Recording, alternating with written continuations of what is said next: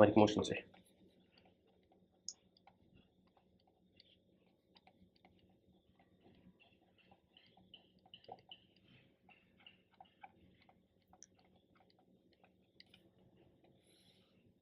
ठीक, पहले हम लोग समझते हैं पीरियोडिक मोशन क्या है। पहले हम थोड़ा बहुत टर्मिनोलॉजीज देखते हैं कि पीरियोडिक मोशन क्या होता है, ऑसिलेटरी मोशन क्या होता है, ठीक है, एसएचएम होता क्या है, ठीक है, ये समझते हैं। थोड़ा पहले हम लोग डेफिनेशंस लिखेंगे। तो पहला टर्म आता है हम लोग का पीरियोडिक मोशन, ठीक है, एक मोशन जो अपने आप को रिपीट करता है, मतलब जो पाथ वो कवर कर रहा था वही पाथ वो कवर करता है after fixed intervals of time, वो क्या हो जाता है, वो हो जाता है periodic motion. If a motion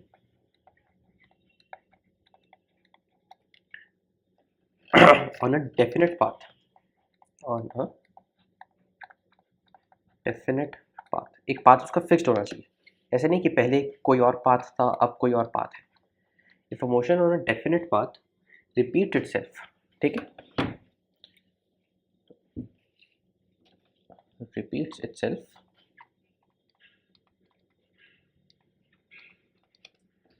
ठीक है, after a fixed interval of time, after a fixed interval of time,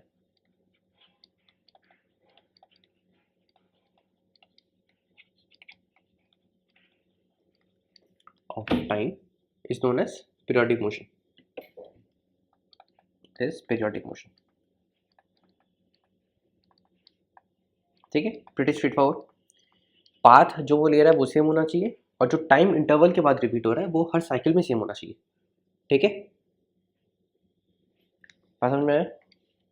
अब the minimum time period, the minimum time period after which the motion is repeated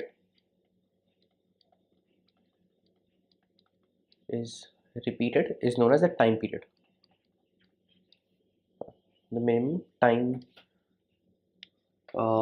period से अच्छा कोई दूसरा term use कर सकते हैं, द मिनिमम टाइम इंटरवल लिख लो, the minimum time interval after which the motion is repeated is known as time period, is known as the time period.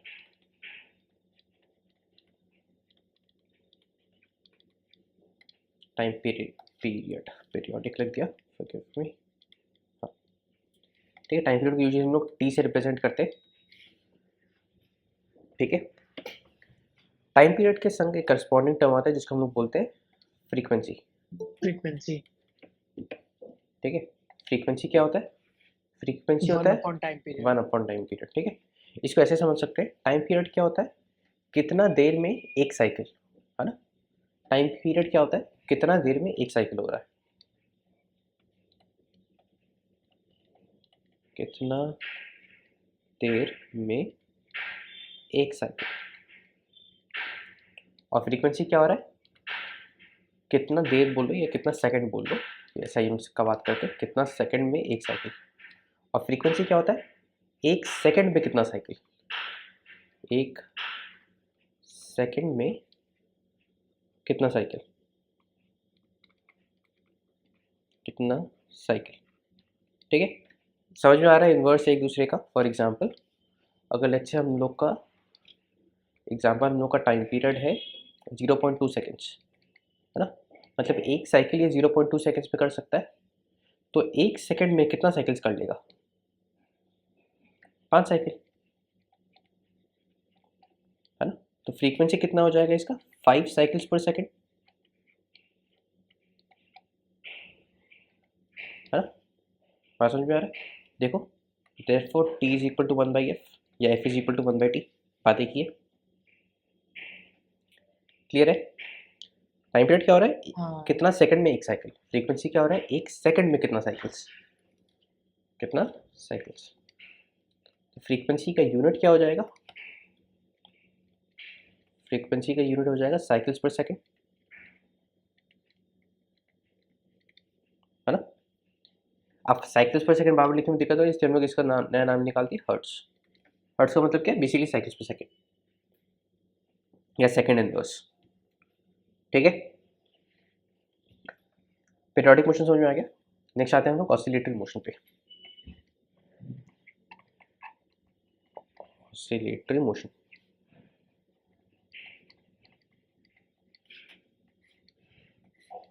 Oscillatory motion क्या होता है? ऑसिलेटरी मोशन बेसिकली एक to and fro motion होता to है, and fro motion, any kind of to and fro motion,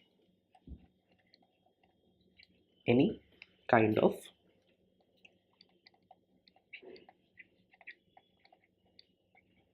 to and fro motion is known as oscillatory motion.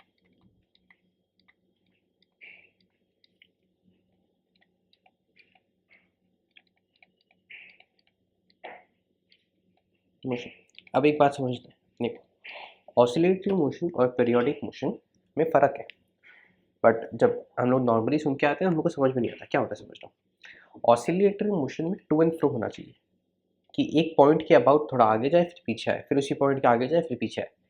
Periodic में ज़रूरत नहीं है ऐसा। पीरियोडिक में सर्कुलर मोशन भी एक पीरियोडिक मोशन है। अगर एक यूनिफॉर्म सर्कुलर मोशन कर रहा है वो, तो वो भी एक पीरियोडिक मोशन है। बात समझ में आया?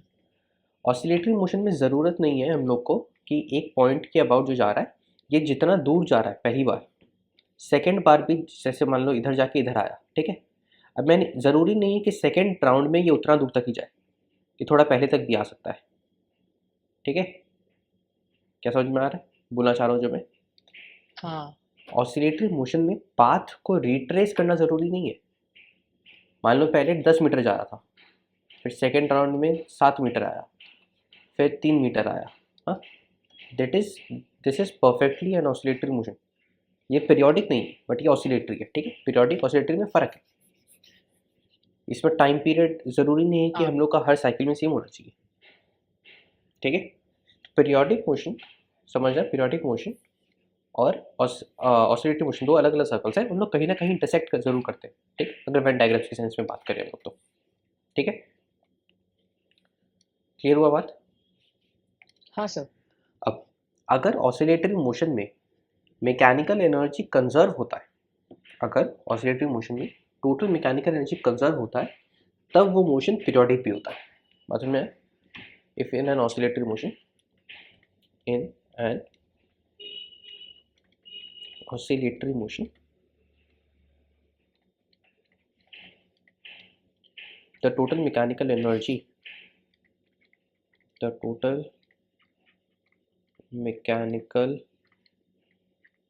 energy is conserved, then the oscillatory motion will be periodic, then it will also be periodic, be periodic। बात समझ में आया है ना? और ये ऑब्वियस सा हाँ, बात है कि पहले जितना दूर जा रहा था अभी भी अगर उतना दूर जा रहा है तो मतलब बॉडी का जो एनर्जी है वो कंजर्व होगा। बॉडी का जो एनर्जी कंजर्व होगा। अगर एनर्जी कंजर्व नहीं होता तभी होता कि पहले जितना दूर जा रहा था तभी उसका डिस्टेंस कम कम होता। हो जा रहा है ना? जैसे हम लोग का नॉर्मल, जैसे मान लो तुम लोग एक पेंडुलम को लिया और उसको थोड़ा सा डिस्प्लेस करके छोड़ दिया, तो पेंडुलम डिस्प्लेस होते होते एक टाइम आता है जहाँ पे रुक जाता है ना? रुकता क्यों है? कि उसका जो एनर्जी था जो हम लोग उसको प्रोवाइड कर रहे थे वो एनर्जी डिसिपेट हो गया है ना, एयर में जो फ्रिक्शन है उसके कारण डिसिपेट हो गया, तभी उसका एम्पलीट्यूड आस्ते आस्ते कम होता रहता है। हाँ सर। ठीक है, तो oscillatory motion with oscillatory motion with total mechanical energy conserved is periodic. तो मतलब ये समझो ऑसिलेटरी मोशन हो गया, ये पीरियोडिक मोशन हो गया। यहाँ पे ऑसिलेटरी मोशन और पीरियोडिक मोशन इंटरसेक्ट करता है जहाँ पे टोटल मैकेनिकल एनर्जी कांस्टेंट होता है, इज इक्वल टू कांस्टेंट। ठीक है, आई गेस ये वेन डायग्राम समझ में आ रहा है? ठीक है, चलो ठीक है, हम लोग ऑसिलेटरी भी समझ लिए, हम लोग पीरियोडिक भी समझ लिए। सिंपल हार्मोनिक क्या होता है? सिंपल हार्मोनिक होता है, सिंपल हार्मोनिक होता है ऐसे समझना कि ये एक सर कैटेगरी, जो ऑसिलेट भी कर रहा हो और पीरियोडिक भी हो, हाँ, ऐसा? ये एक कैटेगरी है, ये category of oscillatory plus periodic. ये ऑसिलेटरी हुआ, ये पीरियोडिक हुआ, ये ऑसिलेटरी, ये पीरियोडिक हुआ। यहाँ पे टोटल मैकेनिकल एनर्जी कंजर्व्ड है, जहाँ पे ऑसिलेटरी भी है और पीरियोडिक भी है। Total mechanical energy is equal to conserved. ठीक है, इसका एक सबसेट आता है, इसका एक सबसेट आता है जिसको हम लोग सिंपल हार्मोनिक बोलते हैं। इसका एक सबसेट है सिंपल हार्मोनिक मोशन। और सिंपल हार्मोनिक मोशन क्या है ये समझते हैं। ठीक है, तो हेडिंग डालो simple harmonic linear SHM. SHM का full form simple harmonic motion.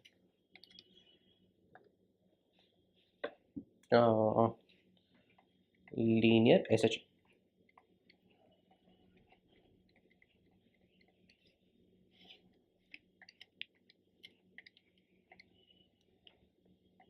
Linear SHM, linear SHM क्या है? लेट्स से हम लोग के पास एक बॉडी है जो पीरियोडिक मोशन भी कर रहा है और ऑसिलेटरी मोशन भी कर रहा है ना। एक बॉडी है जो पीरियोडिक मोशन भी कर रहा है और ऑसिलेटरी मोशन भी कर रहा है। तो ये मैं उस बॉडी का पाथ बना सकता हूँ, है ना। तो इसका पाथ हो गया। ठीक है, यहाँ पे जो बॉडी था, यहाँ पे उसका था मीन पोजीशन। मान ले बॉडी यहाँ पे है, मीन पोजीशन। ठीक है, अब यहाँ से हम लोग बॉडी को एक वेलोसिटी दे दिए, यहाँ पे वी मैक्स, इसको एक वेलोसिटी दे दिए, यहाँ पे इसको एक वेलोसिटी दे दिए वी मैक्स। ठीक है, यहाँ से मान लो इसको पुश दे दिए, एक हम लोग इसको इम्पल्स दे दिए। अगर इसको ऐसा दे दिए तो ये बॉडी यहाँ से डिस्प्लेस हो रहा होगा, बॉडी कहीं इधर आ जाएगा, है ना। लीनियर एसएचएम में हम लोग चाहते क्या है? लीनियर एसएचएम में हम लोग चाहते हैं कि बॉडी पे एक रेस्टोरिंग फोर्स लगे। क्या फोर्स लगे? थोड़ा नीचे लिखना है इसको। बॉडी पे क्या लगे? एक रेस्टोरिंग फोर्स। रेस्टोरिंग फोर्स क्या होता है? रेस्टोरिंग फोर्स एक ऐसा फोर्स होता है जो बॉडी को उसके डिस्प्लेस्ड पोजीशन पे वापस ला देता है। फॉर एग्जांपल, इस बॉडी को हम लोग इधर लेके गए, इस बॉडी पे रेस्टोरिंग फोर्स लगने का मतलब है कि इसको इधर हम लोग इधर डिस्प्लेस कर रहे हैं, तो इस पे पीछे की तरफ एक फोर्स लग रहा है। ठीक है, पीछे की तरफ लगने वाला फोर्स क्या करेगा? पीछे की तरफ लगने वाला फोर्स चाहेगा कि ये बॉडी अपने डिस्प्लेस्ड पोजीशन से वापस आ जाए, है ना। हाँ बॉडी जहाँ पे ओरिजिनली था, यहाँ पे वो बॉडी वापस आ जाए। रिस्टोरिंग फोर्स क्या है? It is restoring force is opposite to the displacement from the equilibrium position. जो मीन पोजीशन होता है बेसिकली उसको हम लोग एक सेंस में इक्विलिब्रियम पोजीशन भी बोलते हैं, कि बॉडी यहाँ पे शांति से बिना फोर्सेस के, नेट फोर्स इस बॉडी पे यहाँ पे जीरो था। ये क्या था हम लोग का? इक्विलिब्रियम पोजीशन था। ठीक है, इसे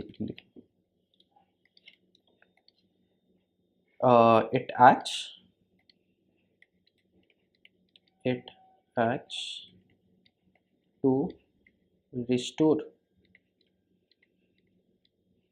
the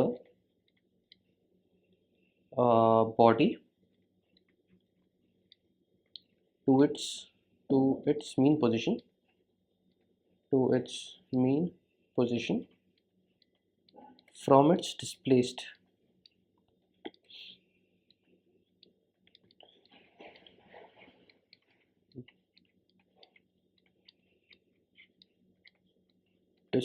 position। ठीक है, बॉडी को डिस्प्लेस कर रहे हैं, तो उस डिस्प्लेस्ड पोजीशन से मीन मीन पोजीशन तक लाने का रिस्पॉन्सिबिलिटी रिस्टोरिंग फोर्स का आता है। रिस्टोरिंग फोर्स क्या चाहता है? बॉडी डिस्प्लेस ना हो। ठीक है, यही होता था स्टैटिक इक्विलिब्रियम, है ना। हाँ सॉरी, स्टैटिक इक्विलिब्रियम बोल रहा हूँ, स्टेबल इक्विलिब्रियम जो हम लोग यहाँ पे पढ़े थे वर्क ऑन एनर्जी में। Stable equilibrium, unstable equilibrium. Let me just pull up that हाँ section. Sir. Conservative forces, non conservative forces, कहाँ गया?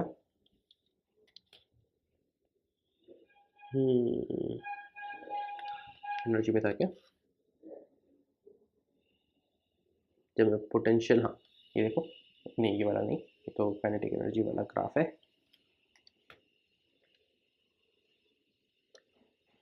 दैट इधर तो नहीं होना चाहिए।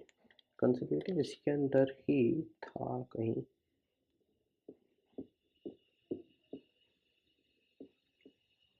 हमने क्या समझे थे? कंजर्वेटिव फोर्सेस अगर बॉडी पे लग रहा है तो उस पर एनर्जी डिस्प्लेस नहीं होगा, है ना। सिर्फ पोटेंशियल एनर्जी डायग्राम नहीं बनवाया था क्या मैं? अच्छा, काम करते हैं, अभी कर लेंगे। Never mind. ठीक है, रिस्टोरिंग फोर्सेस क्या करते हैं, बॉडी को अपने मीन पोजीशन पे वापस लेके आते हैं, ठीक है ना। तो अगर मान लो इस बॉडी को हम लोग इधर डिस्प्लेस किए, तो इस पर एक पीछे एफ रिस्टोरिंग लगने लग जाएगा, एफ रिस्टोरिंग फोर्स लगने लग जाएगा, है ना। इस रिस्टोरिंग फोर्स के कारण बॉडी पे एक एक्सेलरेशन आएगा, है ना, बॉडी का पीछे के डायरेक्शन में एक एक्सेलरेशन आएगा, है ना। हाँ ये एक्सेलरेशन इस वेलोसिटी को कम करता रहेगा, ये जो एक्सेलरेशन है, क्योंकि वेलोसिटी जो हम लोग इस डायरेक्शन में प्रोवाइड किए थे, आगे के डायरेक्शन में, हाँ हाँ हाँ। तो ये एक्सेलरेशन जो है इस वेलोसिटी को कम करने का काम करेगा। तो कम करते हाँ करते सर। यहाँ पे, जहाँ पे आके वेलोसिटी ज़ीरो हो जाएगा, velocity is equal to zero हो जाएगा, उस पोजीशन पे क्या होगा, वो बॉडी का ला उससे दूर बॉडी नहीं जाएगा, वो बॉडी का क्या हो जाएगा, वो बॉडी का एक्सट्रीम पोजीशन हो जाएगा, क्योंकि वहाँ पे बॉडी रुक गया है,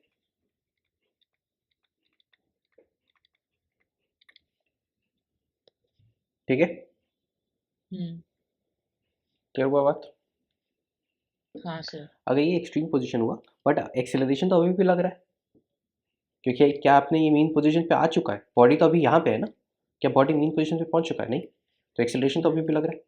तो अब क्या करेंगे, एक्सेलरेशन इस डायरेक्शन में बॉडी को वेलोसिटी दे रहा है ना, मतलब बॉडी यहाँ से हाँ वेलोसिटी जीरो था, अब एक्सेलरेशन के कारण वेलोसिटी बढ़ते बढ़ते बढ़ते बढ़ते यहाँ तक वापस आएगा, सच दैट इधर फिर से वी मैक्स हो जाएगा इसका वेलोसिटी, है ना। फिर बॉडी पीछे जाएगा, फिर आगे आएगा। क्लियर हो रहा है कैसे चल रहा है। तो ये हम लोग का सेकंड एक्सट्रीम हुआ, एक्सट्रीम पोजिशन।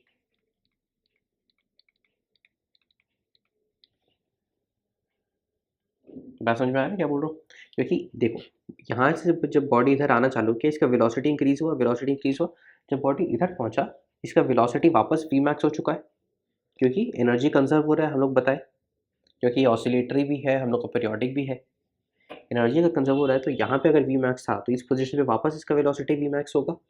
अगर इस पोजीशन पे इसका वी मैक्स हो गया है, तो क्या बॉडी यहाँ पे आके रुक जाएगा, सर, रुक तो जाना चाहिए ना, उसमें जो एक्सीलरेशन लग रहा था वो तो कम हट बंद हो जाएगा ना, क्योंकि वो मेन पोजीशन पे आ चुका है। एक्सेलरेशन लगना बंद हो गया, बट इसके पास अब इस डायरेक्शन में एक वेलोसिटी आ गया। हाँ, वो एक्सीलरेशन की वजह से। हाँ, तो ये वेलोसिटी फिर आप बॉडी को आगे लेके जाएगा। अब फिर से जब आगे जाने लग जाएगा बॉडी, तो फिर बॉडी भी इक्वल टू जीरो पे आएगा। तो फिर यहाँ पे पीछे इस डायरेक्शन में अब एक्सेलरेशन लगना, रिस्टोरिंग फोर्स अब इस डायरेक्शन में लगने लग जाएगा, हम्म। है ना, रिस्टोरिंग फोर्स अब इस डायरेक्शन में लग जाएगा, और बॉडी का एक्सेलरेशन कुछ इस डायरेक्शन में होने लग जाएगा, ठीक है। और बॉडी जा रहा है कहाँ, बॉडी जा रहा है आगे, बॉडी जा रहा है अगर आगे, बॉडी जा रहा है आगे, तो एक्सेलरेशन पीछे लग रहा है, तो इस वेलोसिटी को एक्सेलरेशन कम करेगा, हम्म। ठीक है। तो रिस्टोरिंग फोर्स क्या होना चाहिए, रिस्टोरिंग फोर्स पहला बात डिस्प्लेसमेंट के नेगेटिव होना चाहिए, ये हम लोग को समझ में आया, restoring force is opposite to the direction of displacement. यहाँ पे देखो, बॉडी को हम लोग डिस्प्लेस कर रहे हैं इधर, और रिस्टोरिंग फोर्स लग रहा है इधर। यहाँ पे देखो बॉडी डिस्प्लेस हो रहा है इधर, रिस्टोरिंग फोर्स लग रहा है इधर, तो रिस्टोरिंग फोर्स जो है वो ऑपोजिट है डिस्प्लेसमेंट के डायरेक्शन के, है ना, it is opposite to the, it acts opposite to the direction of displacement, to the direction of displacement from mean position।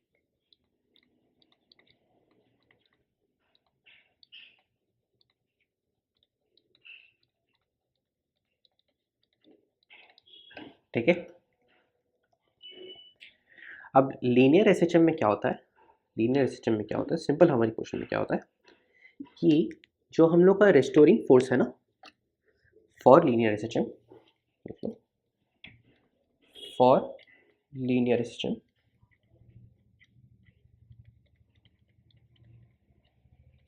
restoring force should be directly proportional to the displacement।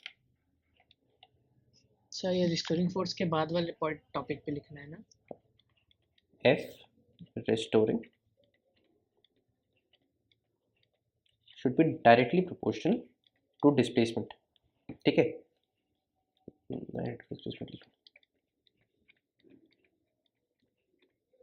इसका मतलब क्या हो रहा है, इसका मतलब ये समझो कि बॉडी जितना अपने मीन पोजीशन से दूर है उस पर फोर्स उतना ज़्यादा लगेगा। बॉडी अपने मेन पोजीशन पे आने के लिए, राइट? हाँ, हम लोग मीन पोजीशन से जितना दूर लेके जाएंगे उस पर रिस्टोरिंग फोर्स उतना ही ज़्यादा लगेगा, ठीक है। ये इक्विलिब्रियम कैसा है, यहाँ पे एक बार ये भी लिख लो, this is stable equilibrium. Stable equilibrium. Stable equilibrium ही वो होता है जहाँ पे बॉडी अपने मीन पोजीशन पे वापस आने का कोशिश करता है, ठीक है ना। यहाँ पे फोर्स क्या है, यहाँ पे एफ नेट बॉडी पे 0 है,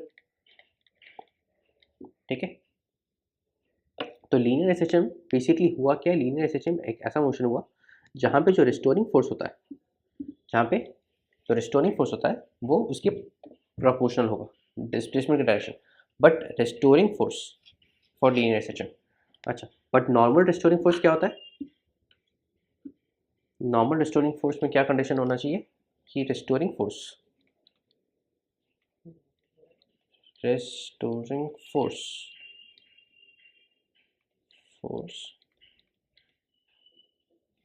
वापस फोर्स की लिखा का जो डायरेक्शन है ना, should be anti parallel to what, to displacement का डायरेक्शन। ये रिस्टोरिंग फोर्स का कंडीशन है कि restoring force should be anti parallel to displacement, जिस डायरेक्शन में डिस्प्लेसमेंट हो रहा है उसके ऑपोजिट डायरेक्शन में रिस्टोरिंग फोर्स लगना चाहिए, है ना। तभी तो होगा ना, अगर बॉडी को डिस्प्लेस कर रहा हूँ राइटवर्ड तो उस पर रिस्टोरिंग फोर्स कितना लगना चाहिए, लेफ्टवर्ड। और लीनियर एसएचएम का कंडीशन क्या है, लीनियर एसएचएम का कंडीशन है, कौन से टाइप के मोशन को हम लोग लीनियर एसएचएम बोलते हैं, हम लोग उस टाइप के मोशन को लीनियर एसएचएम बोलते हैं जहाँ पे रिस्टोरिंग फोर्स का मैग्नीट्यूड जो है, रिस्टोरिंग फोर्स का जो मैग्नीट्यूड है वो डिस्प्लेसमेंट के मैग्नीट्यूड का डायरेक्टली प्रोपोर्शनल हो। तो वी हैव, अगर मैं इन दोनों फैक्टर्स को कंबाइन करूं तो for linear SHM, for linear या for any type of SHM, not specifically linear, for SHM, for SHM what do we require, we require कि अपना जो रिस्टोरिंग फोर्स है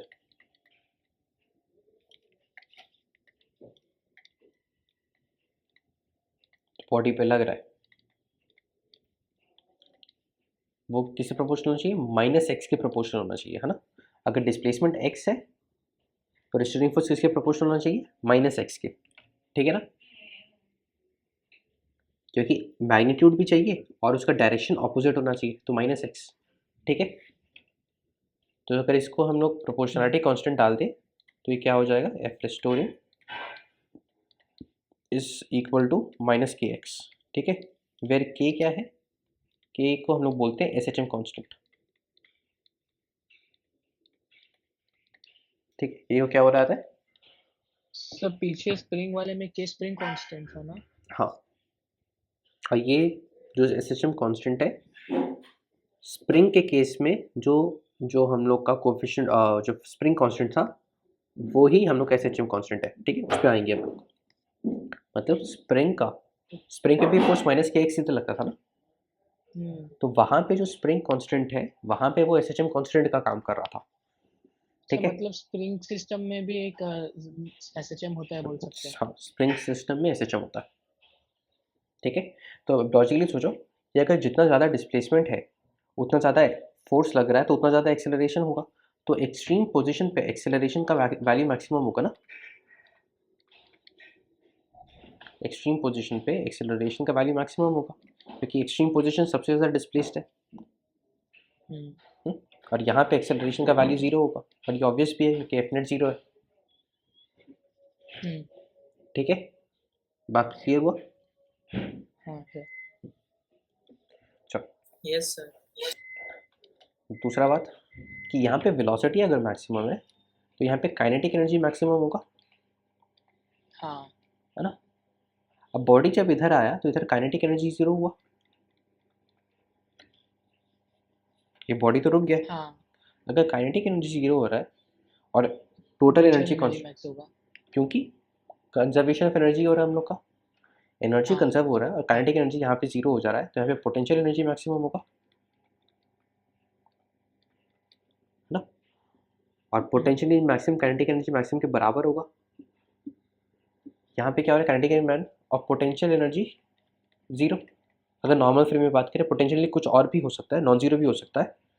तो यहाँ पे अगर पोटेंशियल एनर्जी नॉन जीरो तो यहाँ पे मैक्सिमम प्लस समथिंग हो जाएगा, ठीक है। फॉर एग्जांपल यहाँ पे पोटेंशियल एनर्जी कुछ सर है, आपका वॉइस कट गया था, एक बार रिपीट कर दीजिए ना। मान लो यहाँ पे पोटेंशियल एनर्जी 10 जूल है फॉर सम पर्टिकुलर केस, तो यहाँ पे क्या होगा, यहाँ पे काइनेटिक एनर्जी 0 और पोटेंशियल एनर्जी क्या होगा, मैक्सिमम, और उसका वैल्यू क्या होगा, kinetic energy maximum plus 10 joule.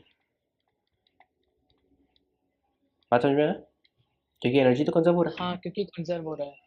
ठीक है। पोटेंशियल एनर्जी का बेस वैल्यू 10 है अगर हम लोग उस हाँ सिस्टम में, सर। ठीक है, तो उस हिसाब से लिख लो,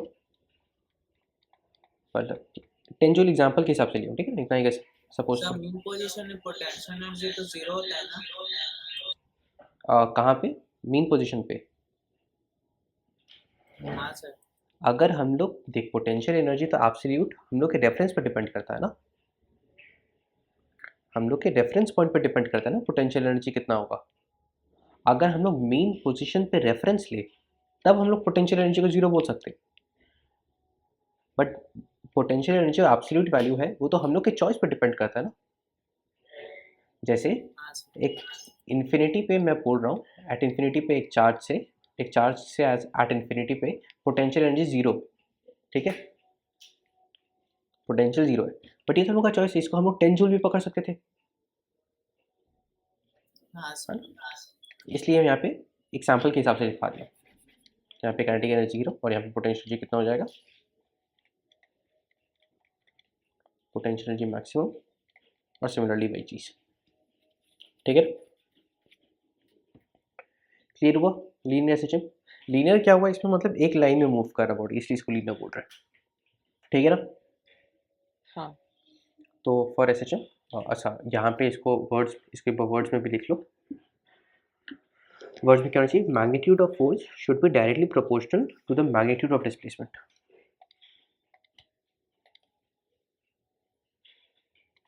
magnitude of force should be directly proportional to the magnitude of displacement.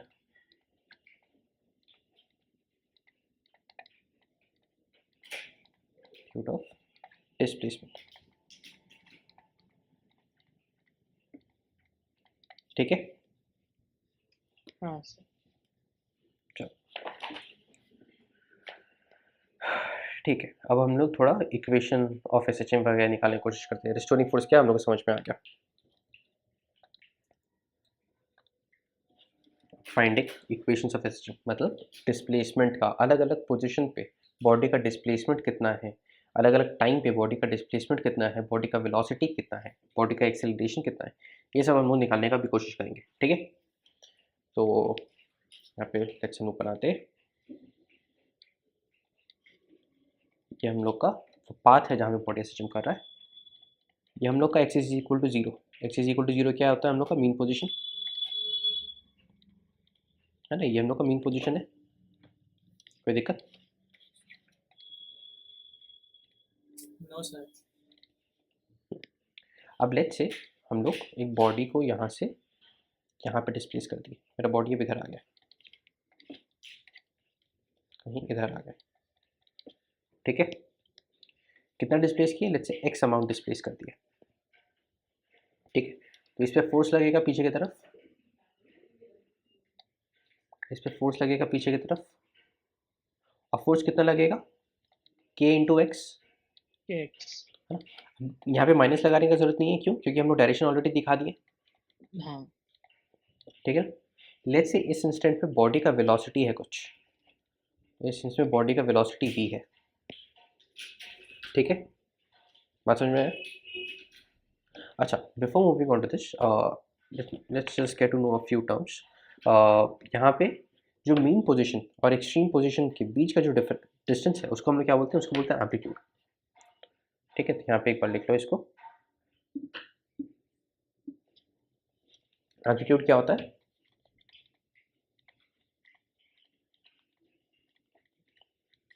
Amplitude क्या होता है? The separation between equilibrium and extreme position. The separation between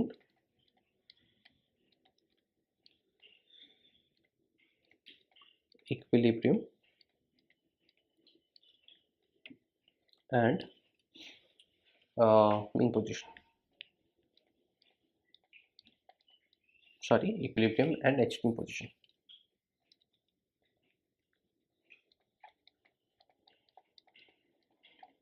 Yes.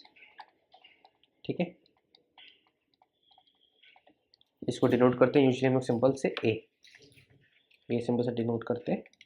और इसको ऐसे भी लिख सकते हैं, it is half of the distance between the extreme positions, है ना. This is half of the distance between extreme position, distance to extreme positions.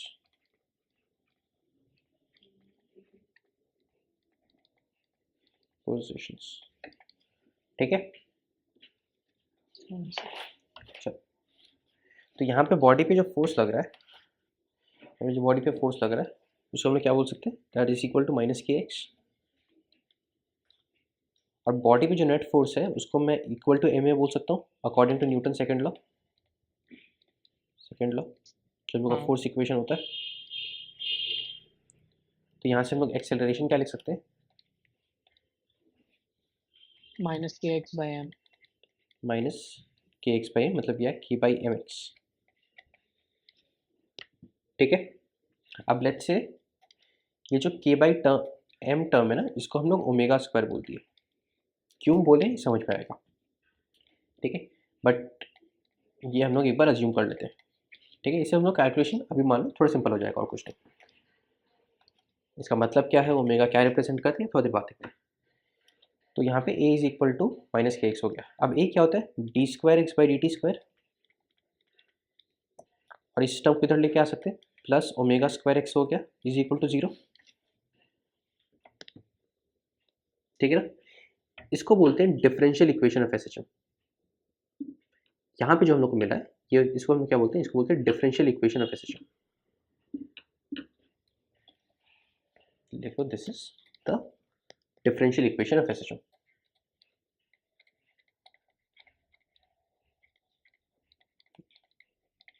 Differential equation of SHM. ठीक है, बात समझ में आया? हाँ. अब जो 12 वाले उन लोगों को समझ में आएगा, 11 वाले को भी कुछ हद तक समझ में आएगा. ये डिफरेंशियल इक्वेशन, और ये किस ऑर्डर का डिफरेंशियल इक्वेशन है? Second order. Second order. हाँ. क्योंकि जो हम लोग का डिफरेंशियल टर्म है वो सेकंड ऑर्डर डिफरेंशिएशन होता है. तो second order differential equation solve करने क्या तुम लोग को 12 में सिखाया है? बताओ. सेकंड से पूछ रहे हैं. 12 वालों से.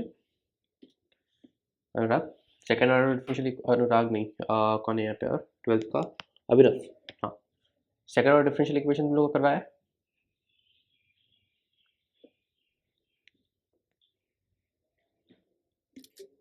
बोलो अनुज.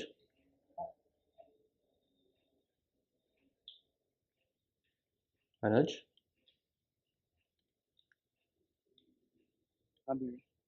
सेकेंड ऑर्डर डिफरेंशियल इक्वेशन करवाया है क्या? नहीं, यहाँ पर तो नहीं किया, बट आता क्या ये वाला तुम सॉल्व कर सकते हैं सेकेंड ऑर्डर डिफरेंशियल इक्वेशन? ये मैथ्स में मेंस में नहीं है, जस्ट किल द बुलशिट. ये मैथ्स में एसएचएम नहीं, तुम लोग को मेंस लेवल तक नहीं लगता है. एडवांस में भी थोड़ा क्लेरेट्स फॉर्म वगैरह थोड़ा बहुत लगता है, वरना ऐसे मेजरली नहीं है. तो इसको सॉल्व करने के लिए हम लोग बट फिजिक्स में करेंगे और खाली एक ही जगह लगेगा ये, बहुत ज़्यादा इंपॉर्टेंट नहीं है, बट मैं यहाँ पे तुम लोग को नहीं बोलना चाहता हूँ कि तुम लोग के सिलेबस में नहीं है और तुम लोग मत करो, थोड़ा सा है देख लो, ज़्यादा डिफिकल्ट नहीं है। एक्सेलरेशन हम लोग क्या लिख सकते हैं, एक्सेलरेशन हम क्या लिख सकते हैं, v d v by d x, v d v by d x है ना। और v d v by d x क्या हो गया, minus k by m x या minus omega square x, minus omega square x लिख सकते हैं कि नहीं लिख सकते? हाँ सर।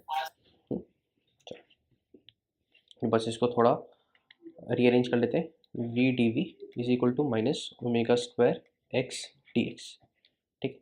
इंटीग्रेट कर सकते हैं इसको अब हम लोग, है ना। अब ध्यान से देखना, at x is equal to zero, at x is equal to zero हम लोग का बॉडी कहाँ पे था, मीन पोजीशन। ये तो हम लोग श्योर नहीं है। क्या मैं बोला कि बॉडी मीन पोजीशन पे x is equal time t equal to zero पे यहाँ पे मीन पोजीशन पे था? Sir x is equal to 0 में तो आप डिफाइन क्यों नहीं कीजिए? X is equal to zero mean position है, बट क्या x is equal to zero t equal to zero पे हो रहा है? नहीं, ये नहीं पता। ये श्योर नहीं है ना। तो हम लोग क्या लेंगे, हम लोग ये देखेंगे कि वेलोसिटी ज़ीरो कहाँ पे होता है, वेलोसिटी ज़ीरो कहाँ पे होता है, जब बॉडी एक्सट्रीम पोजीशन पे होता है ए पे, हाँ। और बॉडी जब एक्स पे है तब उसका वेलोसिटी वी है, ये हम लोग अज्यूम किए हैं, है ना। मीन पोजीशन पे ज़ीरो है कि नहीं या मीन पोजीशन पे कितना, ये तो हम लोग को आइडिया नहीं है, तो मीन पोजीशन के हिसाब से तो नहीं ले सकते, बट हम लोग को पता है कि हाँ एक्सट्रीम पोजीशन पे तो ज़ीरो ही होगा, तभी तो वो एक्सट्रीम है। और एक्स इज इक्वल और डिस्प्लेसमेंट एक्स पे बॉडी का वेलोसिटी वी हम लोग अज्यूम किए, ठीक है। ये हम लोग का वेरिएबल, सॉरी ये हम लोग का वेरिएबल है। बस इसको सॉल्व करते हैं। तो वी डी वी क्या हो जाएगा, वी स्क्वायर बाई टू, है ना। लिमिट्स क्या लगेगा, जीरो टू वी, ये क्या हो जाएगा माइनस ओमेगा स्क्वायर, एक्स का डिफ्रेंशिएशन क्या होगा, x square by to, integral क्या होगा, sorry x by two, x square by to, और यहाँ पे लिमिट्स क्या लगेगा, ए और एक्स,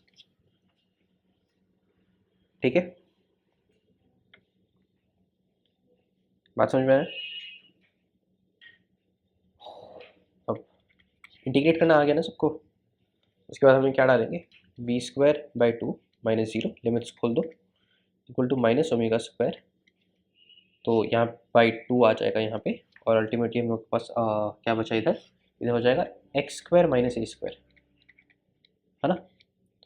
टू और टू को कैंसिल कर देंगे, माइनस को अंदर लेके जाएंगे, तो what are we left with, we are left, और वी को रूट कर देंगे, तो वी का वैल्यू क्या हो जाएगा, omega root over,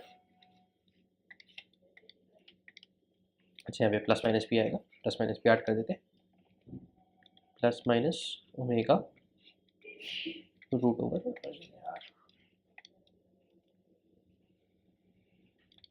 root over a square minus x square, ठीक है ना। तो यहाँ पे नेगेटिव अंदर गया, ये क्या है, ये रिलेशन बिटवीन वेलोसिटी एंड हम लोग का डिस्प्लेसमेंट, क्लियर है बात। ये क्या है हम लोग का relation between velocity and displacement, यहाँ पे देख, यहाँ से देखना, इसको लिख लो, relation between velocity and displacement, relationship between velocity and displacement, ठीक है। अभी लॉजिकली बात समझना एक, कि अगर मेरे को जानना है कि अलग अलग वैल्यू पे, अलग जैसे मान लो ए बाई टू पे या ए बाई थ्री पे बॉडी का वेलोसिटी कितना है, तो मैं इस इक्वेशन से निकाल सकता हूँ, है ना। जैसे हम लोग x is equal to zero पे देखना चाहते हैं, x is equal to zero क्या mean position, x is equal to zero पे बॉडी का वेलोसिटी कितना है, तो x is equal to zero डालेंगे, तो omega root over a square हो जाएगा ये, तो वी का वैल्यू क्या हो जाएगा, ए ओमेगा। और देखो ये ग्राफ, इस ग्राफ के अकॉर्डिंगली देखो कि v इक्वल टू ए में होगा, ये हम लोग का मैक्सिमम वैल्यू है, तो मीन पोजीशन पे मैक्सिमम वेलोसिटी अचीव होता है, ठीक है। बात समझ में आया? चलो अब इस, नाइस। अच्छा एक काम करो, इस ग्राफ को हम लोग डिस्पर्सिव प्लॉट करते हैं, सर एक बार दिखाइए तो लास्ट में जो लिखे थे सर, ये जो लिखे v इक्वल टू ए डब्ल्यू वाला एक बार समझा दीजिए ना, मैक्स अरे इसको, हाँ समझा रहा हूँ वही। हम लोग v को y एक्सेस पे लेते हैं, x को x एक्सेस पे लेते हैं, ठीक है। तो हम लोग का y इज इक्वल टू यहाँ पे क्या हो रहा है, रूट ओवर का साइन निकालना पड़ेगा यहाँ से, रूट ओवर ए स्क्वायर ऐसे हम लोग 25 ले लेते हैं एक एग्जांपल के हिसाब से, और ओमेगा का वैल्यू 1 ले लेते हैं, ठीक है, सिंप्लीफिकेशन के लिए। माइनस माइनस एक्स स्क्वायर, है ना, एक्स स्क्वायर, ये ग्राफ देखो, यहाँ पे लेट्स वैल्यू 4 ले लेते हैं, कुछ ज़्यादा हो गया, ठीक, तो 1 ही लेते हैं, ओमेगा का वैल्यू 1 है, और हम लोग का वी को वाई एक्सेस पे प्लॉट किया और एक्स को एक्स एक्सेस पे प्लॉट किए। ए का वैल्यू 5 ले लिया हम लोग, ए का वैल्यू 5 लेने से क्या हो गया, ये वाला जो टर्म है ए स्क्वायर 25 हो गया, तो यहाँ पे ऐसा ऐसा कुछ ग्राफ बन जाएगा। एक्स इज इक्वल टू 0 पे देखो मैक्सिमम वैल्यू आ रहा है कि नहीं आ रहा है, हाँ सर। ठीक है, बात समझ में आया। तो वही हम लोग किए हैं कि यहाँ पे, और लॉजिकली सोचो ना, अगर एक्स का वैल्यू इंक्रीज करेंगे हम लोग, अगर एक्स का वैल्यू इंक्रीज करेंगे तो ये वाला पूरा टर्म का वैल्यू डिक्रीज होता रहेगा, डिक्रीज होता है जाएगा, ना? तो v डिक्रीज आएगा। तो एक्स इज इक्वल टू 0 पे ही इसका मैक्सिमम वैल्यू आएगा हम लोग का। हाँ हाँ तो ये एक्स नेगेटिव भी लेंगे तो एक्स स्क्वायर वो तो पॉजिटिव ही हो जाएगा, हाँ ठीक है। तो मीन पोजीशन पे ये मैक्सिमम वैल्यू आ जाएगा, मैक्सिमम वैल्यू किसका आएगा, वेलोसिटी का आएगा, ठीक है। हाँ। चलो इसके आगे, अब हम लोग v को क्या लिख सकते हैं, आप लोग को एम क्या था, एक तो हम लोग चाहिए था कि हम लोग को अगर डिस्प्लेसमेंट पता हो तो हम लोग वेलोसिटी निकाल पाए कि अलग अलग पोजीशन पे बॉडी का वेलोसिटी क्या क्या होगा, ठीक है, क्योंकि हम लोग को पता मीन पे 0 है, और मीन पे सॉरी ए ओमेगा है, और हम लोग का एक्सट्रीम पे 0 है, बट बीच में कहीं भी अगर हो तो भी हम लोग निकाल सकते हैं इस इक्वेशन से। दूसरा हम लोग को चाहिए था कि मैं बता पाऊँ कि अलग अलग टाइम पे बॉडी का पोजीशन क्या क्या होगा, है ना, मैसेज में है ये हम लोग चाहते थे। तो देखो यहाँ पे डी को क्या लिख सकते हैं, d x d t is equal to, अब प्लस माइनस एक पर हटा देते हैं क्योंकि हम लोग इतना काम का नहीं है, omega root over a square minus x square, root over a square minus x square, ठीक है, क्लियर है बात। तो यहाँ पे क्या हो जाएगा, d x by root over a square minus x square,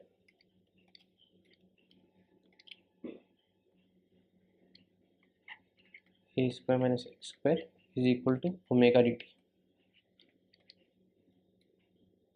ठीक है। अब इसको इंटीग्रेट कर लेते हैं, अब इसको क्या करते हैं हम लोग, इंटीग्रेट कर लेते हैं। लिमिट्स क्या डालेंगे, सोचो, क्या हम लोग को कुछ पता है इसके बारे में। टाइम का टी लिमिट डालना पड़ेगा। 0 पे, टी इक्वल टू 0 पे क्या बॉडी मीन पोजीशन पे ये मेरे को बता के रखा है, नहीं। तो हम लोग यहाँ पे क्या करेंगे, यहाँ पे हम लोग इनडेफिनेट इंटीग्रेशन करेंगे, जब हम लोग को लिमिट्स का आइडिया नहीं है तो हम लोग क्या करेंगे, यहाँ पे इनडेफिनेट इंटीग्रेशन करेंगे,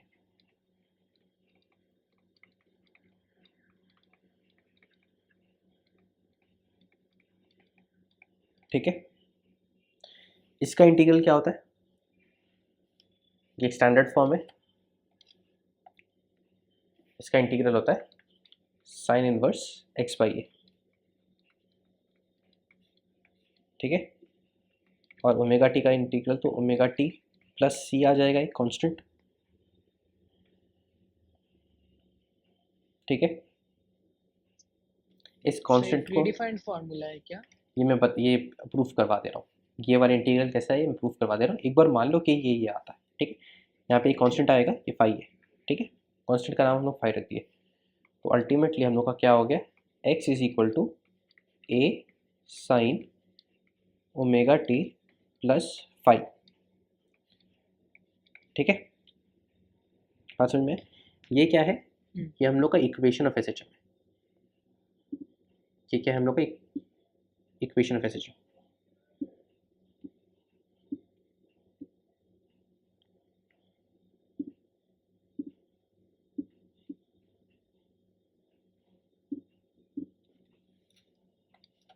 write this down. This is our equation of system.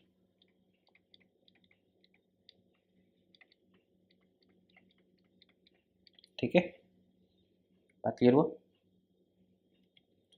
Let's coming on to कि ये हम लोग का इसको डिफरेंशिएट करने से ये कैसा, अब इंटीग्रेशन तो तुम लोग डायरेक्टली अभी नहीं समझ पाएगा। एक काम करते हैं, हम लोग ये देखते हैं कि इसको डिफरेंशिएट करने से ये क्यों आता है। ठीक है, एक काम को डायरेक्टली इंटीग्रेशन देख लेते हैं। चलो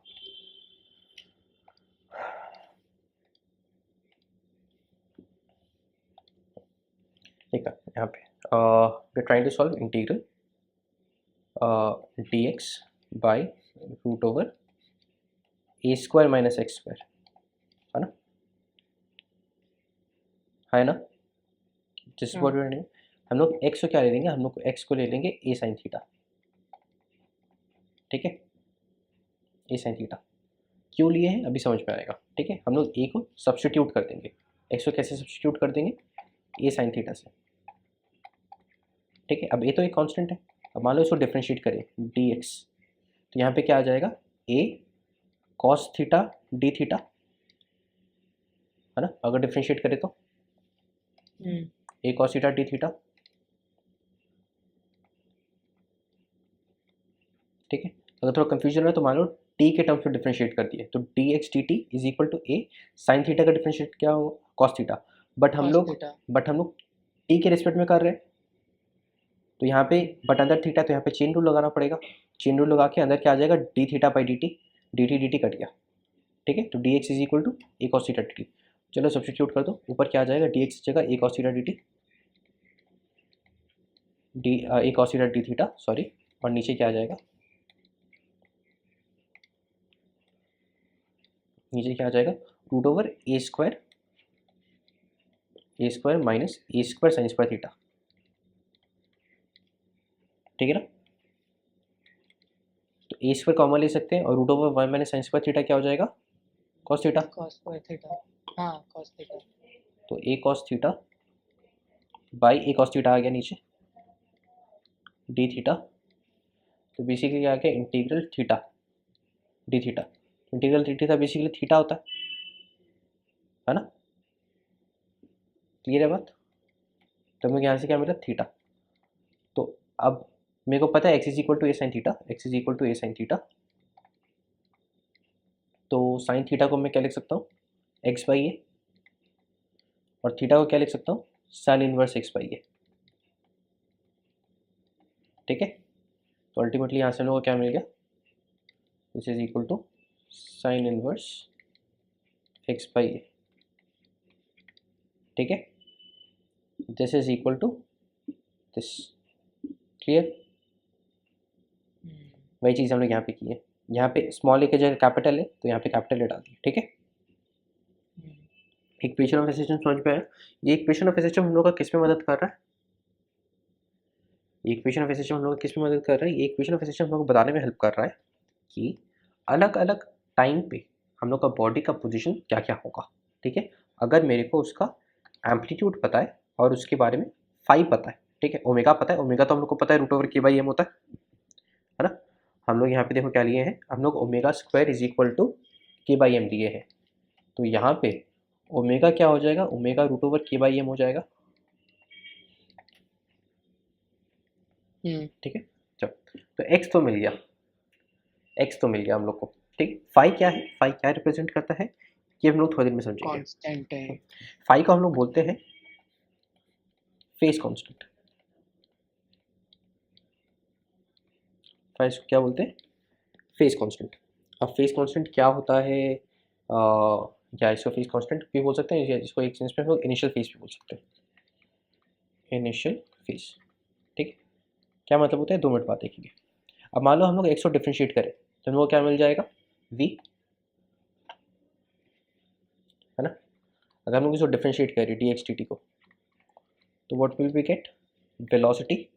और वो कितना हो जाएगा, a, डिफरेंशिएशन करो, अंदर चेन रूल लगाया तो ओमेगा बाहर आया, है ना, cos ओमेगा t प्लस 5। ठीक है, ये क्या हो गया, ये हम लोग का रिलेशन हुआ velocity with respect to time, मतलब अलग अलग टाइम पे बॉडी का क्या वेलोसिटी होगा इस रिलेशन से हम लोग को मिल जाएगा। ठीक है ना। चलो अब एक और बार अगर डिफ्रेंशिएट करेंगे तो डीवीडीटी, डीवीडीटी क्या देता है, एक्सेलरेशन, वो क्या आ जाएगा ए, आप कॉस को डिफ्रेंशिएट करेंगे तो माइनस ओमेगा आएगा बाहर, है ना, तो माइनस ओमेगा स्क्वायर हो जाएगा ये, है ना। अंदर टी को डिफ्रेंशिएट तो बाहर ओमेगा है, तो यहाँ एक ओमेगा बाहर आ जाएगा और एक ओमेगा ऑलरेडी बाहर था तो ओमेगा स्क्वायर हो गया, और कॉस को डिफ्रेंशिएट कर रहे हैं तो माइनस साइन ओमेगा टी आएगा, अंदर क्या है ओमेगा टी प्लस 5। ठीक है, इतना बेसिक डिफ्रेंशिएशन आता होगा। ठीक है, कॉस साइन को डिफ्रेंशिएट करना तो आता ही है। ये हो गया हम लोग का एक्सेलरेशन का। ये इक्वेशन क्या दे रहा है, ये इक्वेशन हमको बता रहे हैं कि अलग अलग टाइम पे बॉडी का एक्सेलरेशन कितना होगा।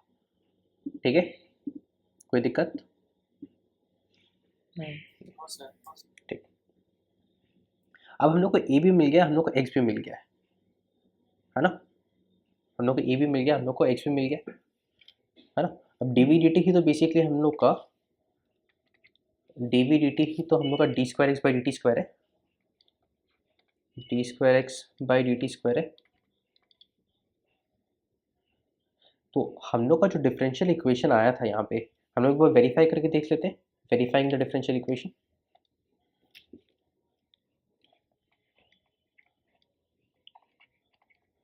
Verifying the differential equation of SHM, कि हम लोग जो सॉल्व किए हैं, जो निकला है हम लोग का आंसर वो सही है या नहीं। तो डिफरेंशियल इक्वेशन क्या था, डिफरेंशियल इक्वेशन था हम लोग का d square x by d t square minus plus omega square plus x, omega square x equal to 0। है ना। D square x by d t square हम लोग का क्या निकला, minus a omega square sine omega t plus 5, है ना, minus a omega square sine omega t plus 5। ठीक है, प्लस ओमेगा स्क्वायर एक्स की जगह पे क्या आया, एक्स की जगह पे ए साइन ओमेगा टी प्लस 5, ए साइन ओमेगा टी प्लस 5। अच्छा, हम यहाँ पे वेरीफाई कर रहे हैं, हम लोग को पता नहीं है अभी तक जीरो है या नहीं। ठीक है, हम देख लें क्या होता है। सब्स्टिट्यूट कर दिया वैल्यू, क्या ये जीरो आ रहा है, देखो कट जा रहा है दोनों साइड, दोनों टर्म्स कट जा रहे हैं, देखो वेरीफाइड।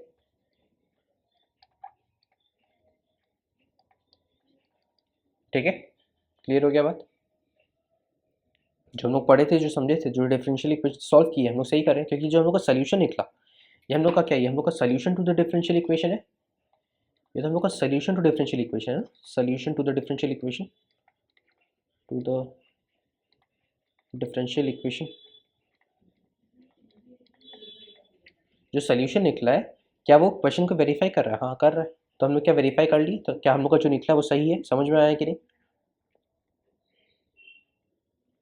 हाँ सर। हाँ सर। चलो ठीक है, यहाँ तक तो हुआ अपना।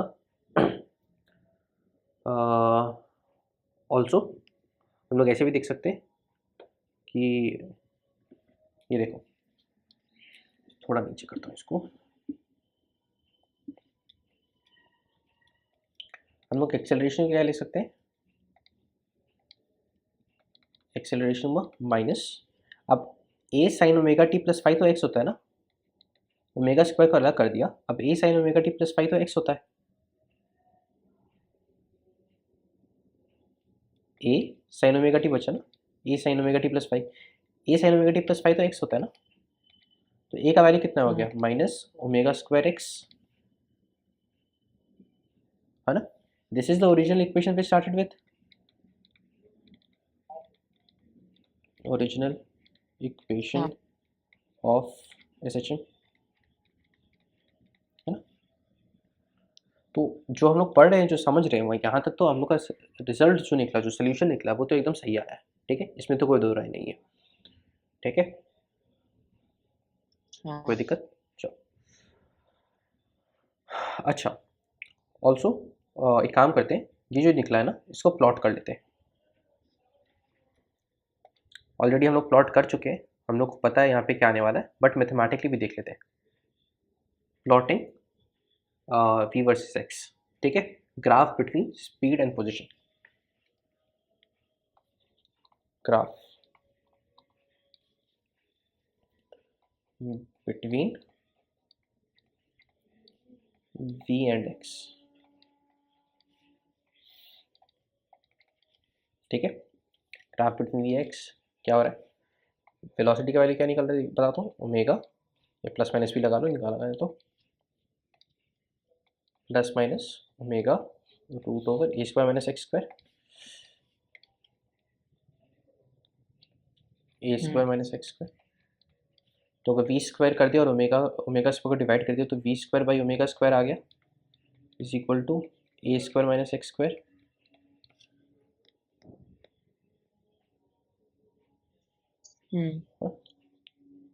अच्छा, तो यहाँ पे हम लोग इसे क्या लिख सकते हैं, v square by omega square plus x square is equal to a square. तो थोड़ा सा और मॉडिफाई करके हम लोग इसे क्या लिख सकते हैं, वी स्क्वायर बाई, अगर ए स्क्वायर को डिवाइड कर दे, ए ओमेगा स्क्वायर प्लस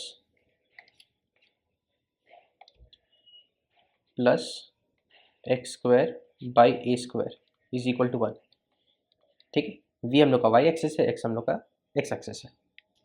कैसा ग्राफ दिख रहा है ये, किस चीज़ का ग्राफ है ये, मैथ्स में पढ़ा है तुम लोग, कोनिक सेक्शन है, इंटरसेप्ट फॉर्म है ये तो, किस चीज़ का इंटरसेप्ट फॉर्म है, स्ट्रेट लाइन का। अरे नहीं, उसमें उसमें y by x by a plus y by b होता था ना। सर हाँ हाँ हाँ हाँ बोल। सर, अभी तक कोनिक सेक्शन में खाली हम स्ट्रेट लाइन पढ़े हैं, उसके आगे नहीं पढ़े। ये है इक्वेशन ऑफ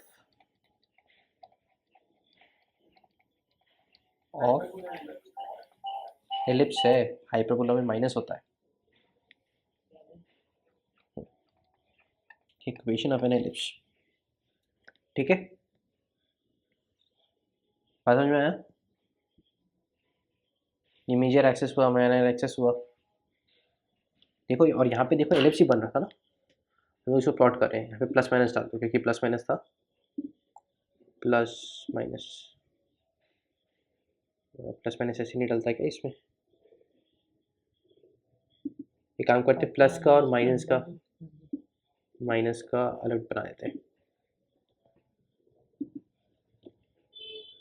माइनस का, देखो आपको लग रहा है ये तो एक सर्कल है, क्योंकि यहाँ पे हम लोग वैल्यू जैसे डाले ना, लेट्स यहाँ पे वैल्यू डाल देते हैं 1/4, कुछ 1/4 कि हम लोग का उसका वैल्यू ओमेगा स्क्वायर का वैल्यू ओमेगा का वैल्यू 1/2 है, तो ओमेगा स्क्वायर कितना हो जाएगा 1/4, यहाँ पे 1/4 डालना पड़ेगा, देखो एलिप्स है,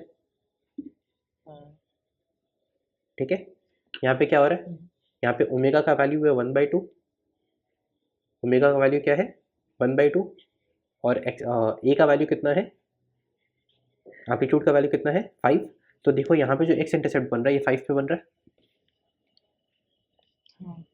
और ये किधर बन रहा है, ये बन रहा है 1.25, ध्यान देगा तुम लोग क्या है 5/4, हाँ है ना।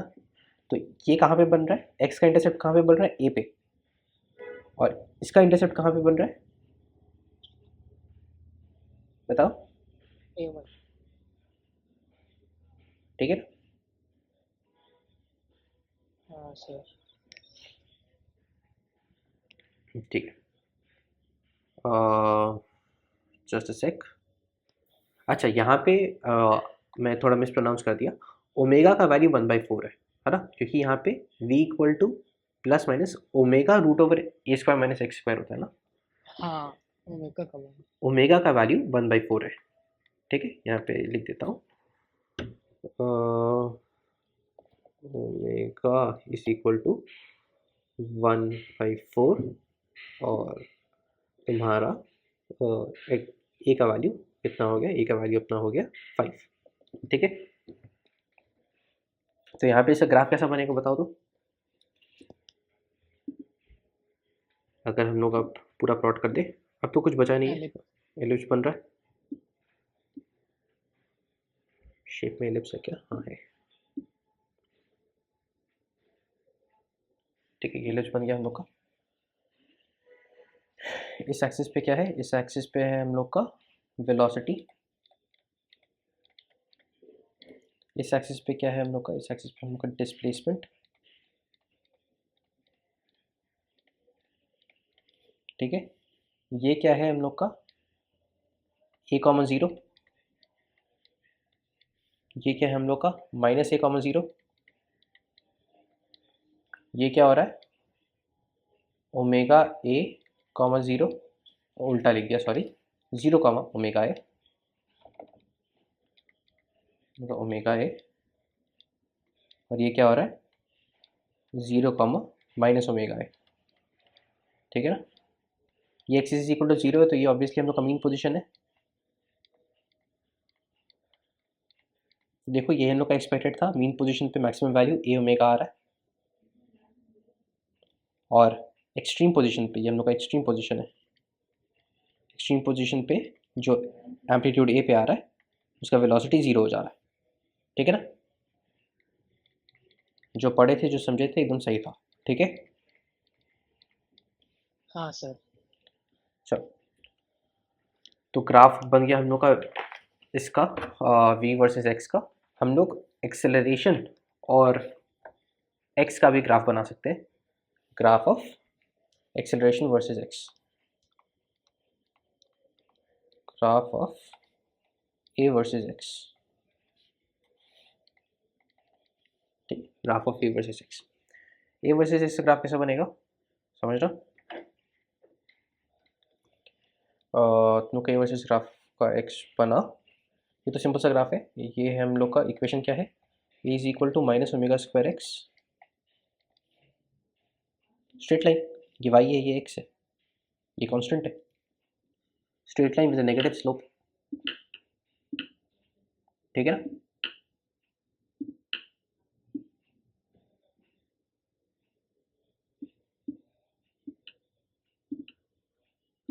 क्लियर है के बात।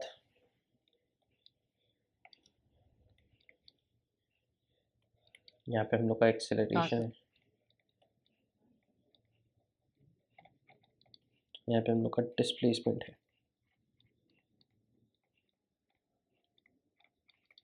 ठीक है, लोग ग्राफ कैसे, स्ट्रेट लाइन है, स्ट्रेट लाइन कैसा विथ नेगेटिव स्लोप, तो ग्राफ कुछ ऐसा बनेगा,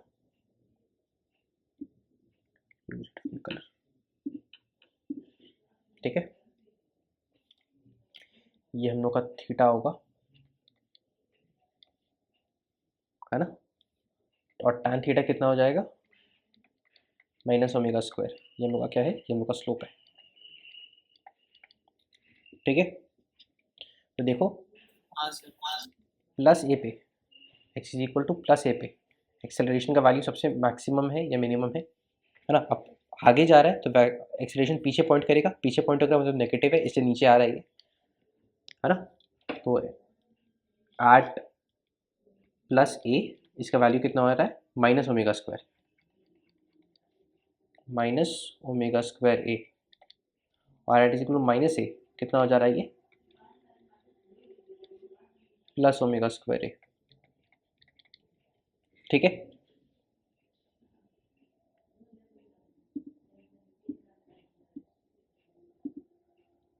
ठीक है ना।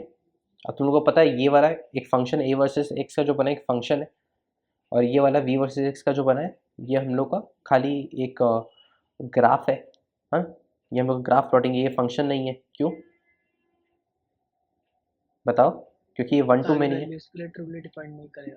नहीं, क्योंकि ये 1 to में नहीं है, खाली एक ही पॉइंट पे दो वैल्यूज आ रही है ना। 11th वालों का आई गेस ये वाला पार्ट नहीं हुआ होगा, तुम लोग 12th में सीख लोगे। ठीक है, बट 12th वाले आई गेस रिलेट कर पा रहे होंगे। अभिनव, ठीक, अब हम लोग दोनों वगैरह का बात तो कर लिए, बट यहाँ पे इसका और इस टर्म का, फाई टर्म का बात ही नहीं किए। समझते हैं फाई टर्म क्या है, ठीक है, फेस, कॉन्सेप्ट ऑफ फेस। हम लोग इक्वेशन का निकला x is equal to a sin omega t plus phi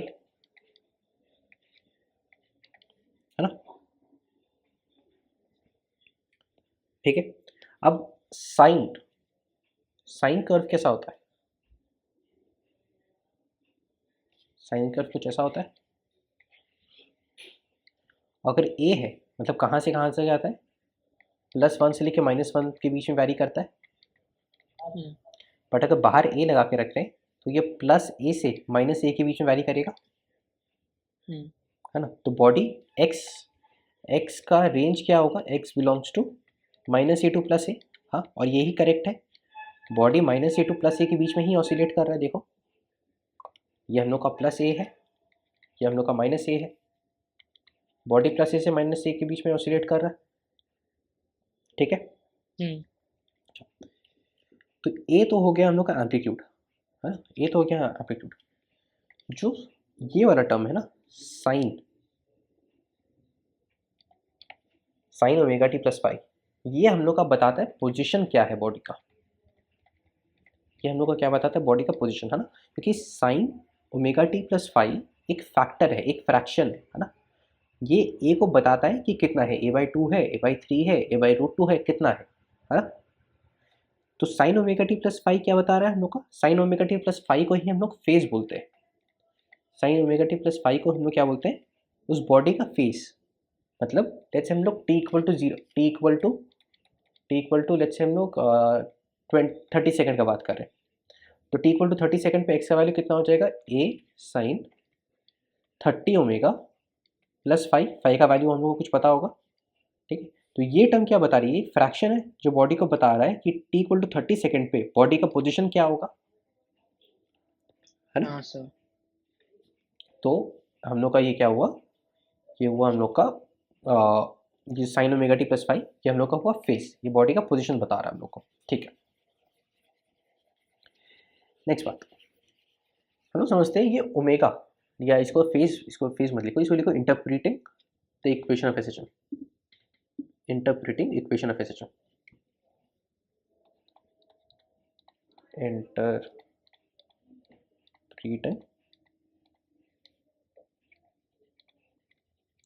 equation of SHM,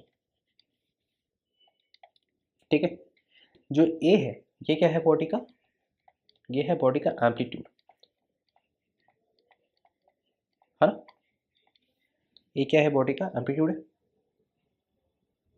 amplitude किस बात पे डिपेंड करता है बताओ, क्या एम्पलीट्यूड इस बात पे डिपेंड नहीं करता कि हम लोग बॉडी को कितना एनर्जी दिए हैं स्टार्ट पे। फॉर करेगा। एग्जाम्पल लेट्स से बॉडी यहाँ से स्टार्ट हो रहा है और यहाँ पे मैं बॉडी को इम्पल्स दिया, अगर इम्पल्स बॉडी को मैं ज़्यादा दूंगा, बॉडी को एनर्जी में ज़्यादा दूंगा, तो ये वाला बॉडी दूर तक जाएगा, और कम दूंगा तो बॉडी कम दूर तक जाएगा। तो एम्पलीट्यूड क्या बता रहा है, एम्पलीट्यूड बता रहा है बॉडी को एनर्जी कितना दिया गया है ना। What is the energy with which the body started, बात में है। एम्पलीट्यूड इस बात पर डिपेंड करता है energy of the body. Amplitude क्या सिग्निफाई करता है, एनर्जी ऑफ द बॉडी, ठीक है। नेक्स्ट टर्म आता है हम लोग का ओमेगा। ओमेगा का वैल्यू कितना है, √k/m। हम लोग इसका नाम क्या दिए हैं, इसको अभी तक नाम नहीं दिया हम लोग, इसको हम लोग एक खाली कांस्टेंट का, इसको हम लोग बोलते हैं एंगुलर फ्रीक्वेंसी, एंगुलर फ्रीक्वेंसी। क्यों बोलते हैं इसका एंगुलर फ्रीक्वेंसी, समझते हैं। अच्छा लेट्स से हम लोग का साइन एक्स है, इसका टाइम पीरियड कितना होगा,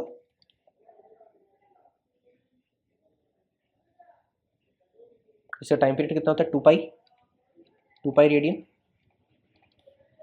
है ना। सर थोड़ा ऊपर करेंगे प्लीज। साइन एक्स का टाइम पीरियड कितना होता है, 2 पाई रेडियन। हाँ। साइन 2x का कितना होता है,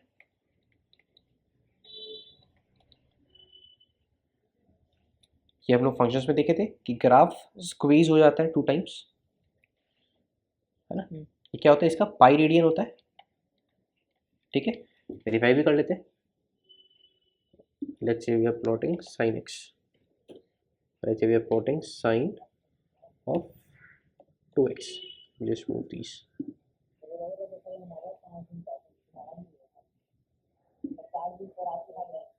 अभिनव अपने आप को म्यूट कर ले यार।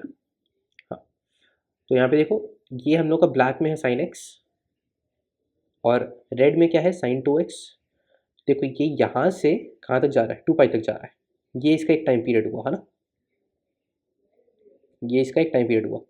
और रेड वाला देखो कहाँ तक जा रहा है, यहाँ तक जा रहा है। ये इसका एक टाइम पीरियड हुआ, कितना है 0 to पाई। अब पाई कैसे आया, बेसिकली 2 पाई/2 से आया है ना, 2 पाई/2 रेडियन से आया है ना। 2 क्यों आया, क्योंकि 2 यहाँ पे था, फैक्टर में था। तो साइन ax कितना हो जाएगा का टाइम पीरियड 2 पाई/a रेडियन है ना। तो एक बार काम करो, इसको एक बार मिटा दो, पहले टाइम पीरियड समझते हैं, उसके बाद एंगुलर फ्रीक्वेंसी पे आएंगे आस्ते आस्ते। तो हम लोग का टाइम पीरियड इधर कितना हो जाएगा, इसको थोड़ा सा नीचे करते हैं।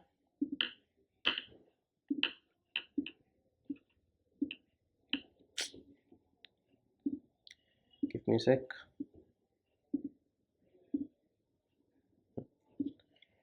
टाइम पीरियड वो हम लोग का टी, और टी को हम लोग कितने लिख सकते हैं यहाँ पे, साइन ओमेगा टी है।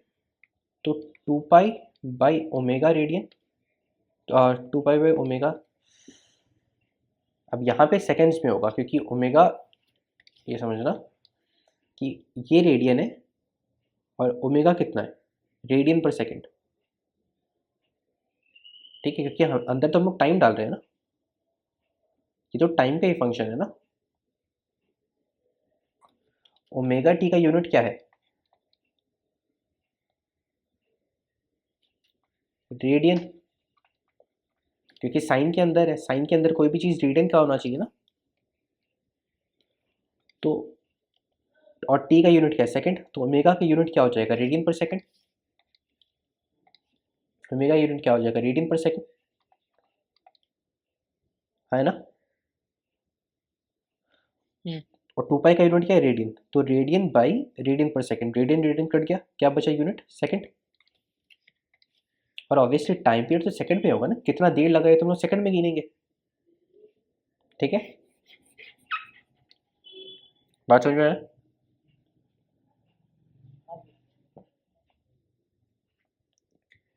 अच्छा, तो इसको हम लोग कुछ ऐसा भी लिख सकते हैं, 2 पाई,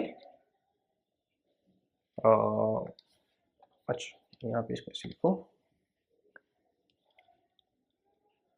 1/f इज इक्वल टू 2 पाई/ओमेगा, है ना।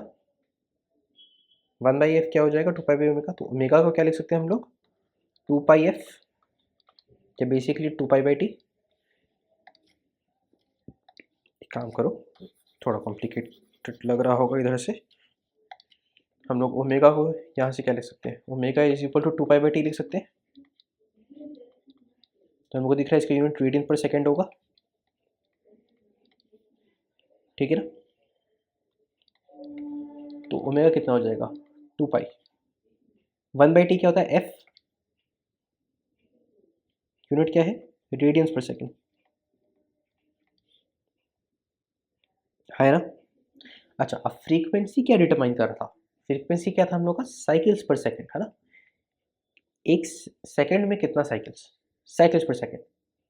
ओमेगा क्या डिटरमाइन कर रहा है, ओमेगा की यूनिट क्या देखो, रेडियन पर सेकेंड, है ना। तो इसको क्या हम लोग बोल देंगे, एंगुलर फ्रीक्वेंसी। लॉजिकली बात समझ में आया। फ्रीक्वेंसी क्या था, साइकिल्स पर सेकेंड, ओमेगा क्या है, 2 पाई/f, रेडियन पर सेकेंड। तो इसको क्या हम लोग एंगुलर फ्रीक्वेंसी बोल सकते हैं अपना। ठीक है, तो ओमेगा क्या हो गया हम लोग का, angular frequency equal to angular frequency. क्या बात समझ में आया, ठीक है ना, बोलो। हाँ सर, हाँ। ठीक है, नेक्स्ट आता है, लेट्स से हम लोग काम करते हैं, इसमें t इक्वल टू 0 डाल देते हैं।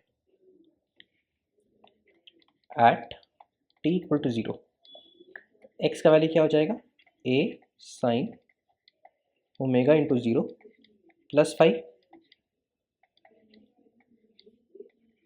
तो x का वैल्यू क्या हो जाएगा, a साइन 5, है ना।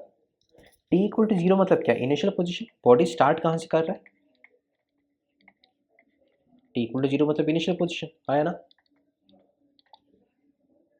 तो x का वैल्यू कितना हो जाएगा, a साइन 5। बात समझ में आ रहा है। तो 5 क्या डिटरमाइन कर रहा है, 5 बॉडी का इनिशियल पोजीशन डिटरमाइन कर रहा है, ठीक है। 5 पहला बात समझते हैं कि साइन के अंदर इस चीज़ को हम लोग फेज बोलते हैं, है ना। ये जो अंदर वाला टर्म है इसको हम लोग फेज बोलते हैं। काम करो, इसको ऐसे लिखो, ये क्या है हम लोग का बॉडी का, हम लोग का फेज है, ये हम लोग को बताता है पोजीशन क्या है। तो t इक्वल टू 0 पे, t इक्वल टू 0 पे जो भी फेज आएगा उसको इनिशियल फेज बोलेंगे, क्योंकि t इक्वल टू 0 पे बॉडी का इनिशियल पोजीशन है। हाँ सर, तो 5 क्या हो गया हम लोग का, इनिशियल फेज। इनिशियल फेज, ठीक है। या इसको हम लोग फेज कांस्टेंट भी बोल सकते हैं, क्योंकि ये तो कांस्टेंट वैल्यू है। ये क्या डिटरमाइन कर रहा है, ये बॉडी का इनिशियल पोजीशन डिटरमाइन कर रहा है ना, कि बॉडी स्टार्ट कहाँ से हुआ है। It depends on the initial, initial मतलब क्या, जो स्टार्टिंग पोजीशन है, the initial position of the body, starting position of the body, starting position of the body, ठीक है ना। क्या पूरा बात क्लियर है,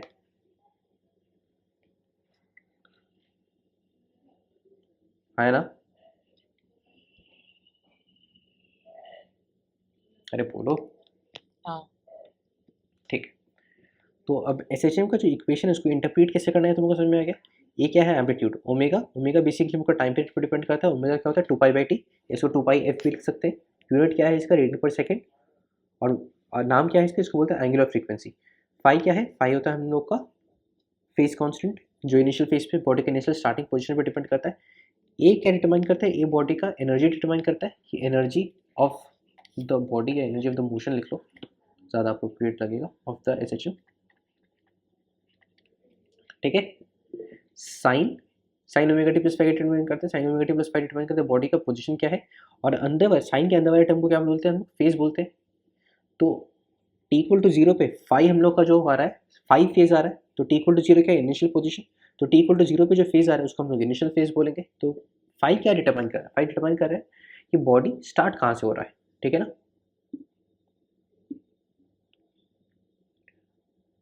ठीक, पूरा बात क्लियर है, हाँ ना बोलो। हाँ सर, ग्राफ्स वगैरह भी हो गए। हाँ सर, अच्छा। क्लियर। ठीक है, तो फेज क्या डिटरमाइन करें कि फेज बॉडी का इनिशियल पोजीशन क्या है। फेज पे हम लोग आगे वाले दिन भी चर्चा करेंगे, पहले हम थोड़ा सा देख लेते हैं चर्चा एनर्जी पे। तो इसको पहले तुम लोग kinetic energy of the body,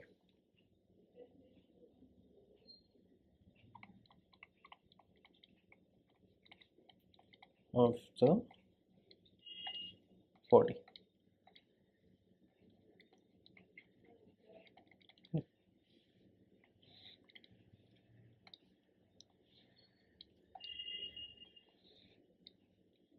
अच्छा। काइनेटिक एनर्जी क्या होता है, किसी भी बॉडी का किसी भी पोजीशन पे हाफ एम वी स्क्वायर, और v वेरिएबल है, अलग अलग टाइम पे अलग अलग वैल्यू आ रहा है, और v का वैल्यू कितना है, v का वैल्यू है a omega A omega cos theta, cos the omega omega T T plus 5। ठीक है। तो इसको कैसे लिख सकते हैं, इसका होल स्क्वायर आएगा, तो half m a square omega square cos square omega t plus 5, ठीक है ना। अब ओमेगा स्क्वायर का सब्स्टिट्यूट करो, देखो क्या आ रहा है, राइट ऑन योर ओन।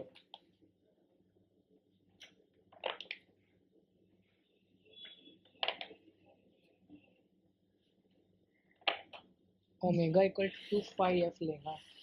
नहीं, ओमेगा का वैल्यू क्या है, √k/m। ओ हाँ,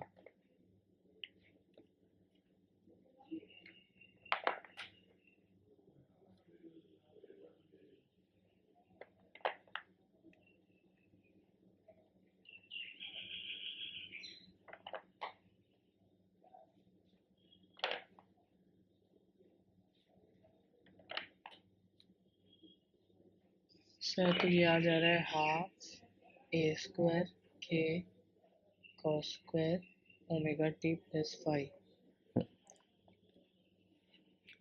तो हाफ ए ओमेगा स्क्वायर क्या है, k/m। तो यहाँ पे mm ऊपर नीचे कट जा रहा है तो हाफ k² आ जा रहा है पहला। तो उसी संग कॉम्पोनेंट क्या आ रहा है, cos² omega t + 5। Omega t + 5। ठीक है, ये काइनेटिक एनर्जी एक फॉर्म है। अगर मेरे को kinetic energy at a particular time पूछा क्या है, हम लोग kinetic energy at a particular position में निकाल सकते हैं कि v को अगर हम लोग ओमेगा √a² - x² से सब्सटीट्यूट कर दे तो भी आ जाता हम लोग का। तो m v को हम क्या लिख सकते थे, ओमेगा स्क्वायर a² - x², है ना। ये क्या हो जाता है, ये होता है kinetic energy at as a function of time, और ये क्या होता है, kinetic energy as a function of position. ठीक है, बात समझ में आया। हाँ सर। चलो नेक्स्ट आता है हम लोग का पोटेंशियल एनर्जी। पोटेंशियल ट्राई करो निकालने का खुद से भी।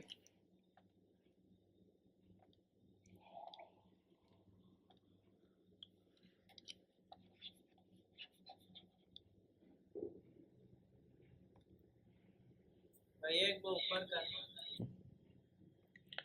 Try finding out potential energy. Potential energy कैसे निकालते हैं,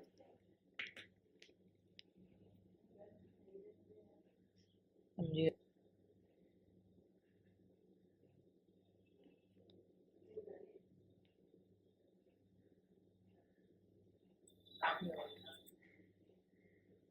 पोटेंशियल एनर्जी क्या होता है, integral F x d x,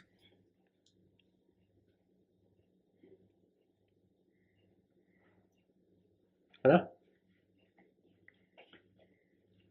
potential क्या होता था, integral F x d x ना, वैसे निकालते थे, याद है।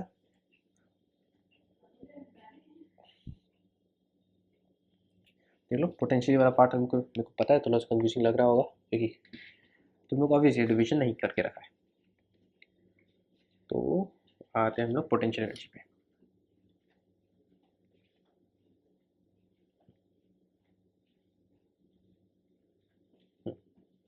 पोटेंशियल एनर्जी क्या होता था, जब ये बॉडी पे कंजर्वेटिव फोर्स एक्ट कर रहा है, कंजर्वेटिव तो होना ही चाहिए क्योंकि हम लोग इक्विलिब्रियम स्टैटिक है,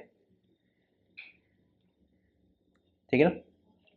बॉडी पे अगर कंजर्वेटिव फोर्स एक्ट कर रहा है तब क्या होता है कि उसका एनर्जी, टोटल एनर्जी कांस्टेंट रहता है, और एनर्जी बेसिकली सिस्टम फील्ड में स्टोर करके रख लेता है ना। तो लेट्स से अगर हम लोग बॉडी यहाँ पे था, बॉडी को हम लोग ऊपर लेके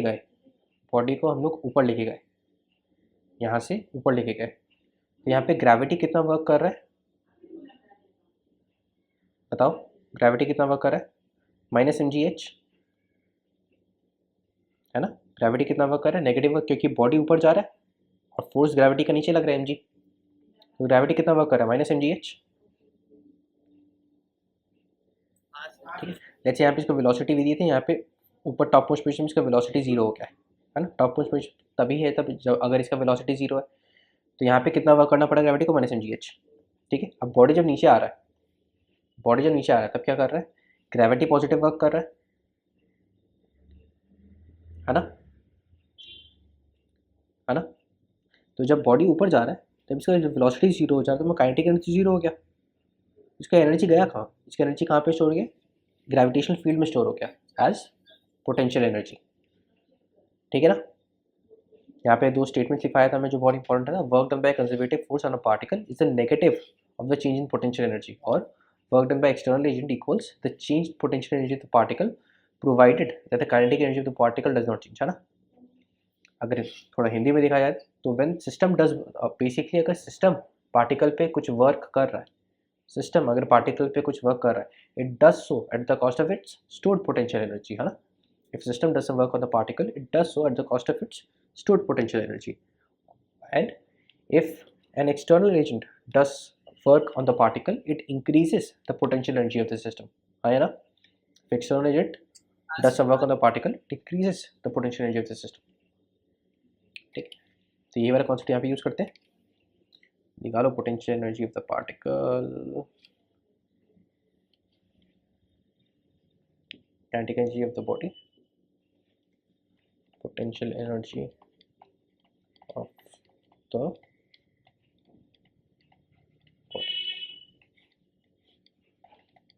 ठीक है। पोटेंशियल एनर्जी कितना हो गया, कैसे लिख सकते हैं, इंटीग्रल फोर्स कितना लग रहा है माइनस इंटीग्रल फोर्स कितना लग रहा है minus k x d x, हो जाएगा हम लोग का पोटेंशियल एनर्जी, है ना। बात समझ में आ रहा है, सर क्या minus F x d x होता है ना, एफ कितना है माइनस के एक्स, ठीक है। अब यहाँ पे लिमिट्स डाल देंगे।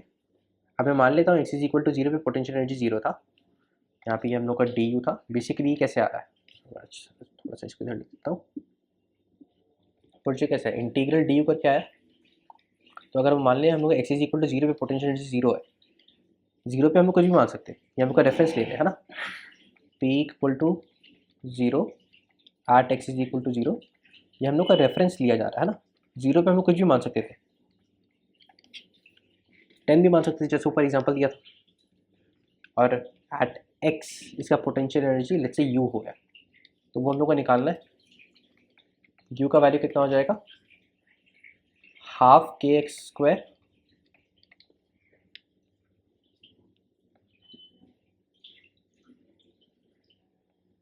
ठीक है,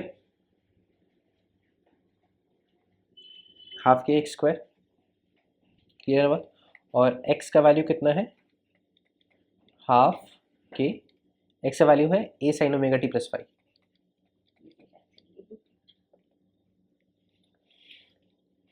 के is equal to a sine omega t plus five का, इसका हम लोग को स्क्वायर करना है, अल्टीमेटली क्या आ जाएगा, हाफ के a square sine square omega t plus five, ठीक है ना। बात क्लियर है, बात अच्छा, तो हम लोग put at any instant sum of kinetic और पोटेंशियल एनर्जी निकालते हैं, किसी भी इंस्टेंट पे काइनेटिक और पोटेंशियल एनर्जी का या टोटल मैकेनिकल एनर्जी कितना होगा, क्या लिख सकते हैं, देखो total mechanical energy is equal to sum of kinetic energy plus potential energy, plus potential energy. Kinetic कितना आता है, half k a square cos square omega t plus five, plus potential कितना आता है, half k a square, half k a square sine square omega t plus five. अब यहाँ से तुम लोग ऑब्वियसली देख सकते हैं हाफ के स्क्वायर हम लोग कॉमन ले सकते हैं, हाफ के स्क्वायर कॉमन ले से हम लोग अंदर क्या बचेगा, sign square omega t plus five, और इधर क्या हो जाएगा, plus cos square omega t plus five, ये ऑब्वियसली वन है। तो टोटल मैकेनिकल एनर्जी कितना हो जाएगा, हाफ के ए स्क्वायर, अब ये तो कांस्टेंट वैल्यू है क्योंकि के कांस्टेंट है, ए कांस्टेंट है, ठीक है ना। तो total mechanical energy is conserved in a simple harmonic motion, energy is conserved in a simple harmonic motion.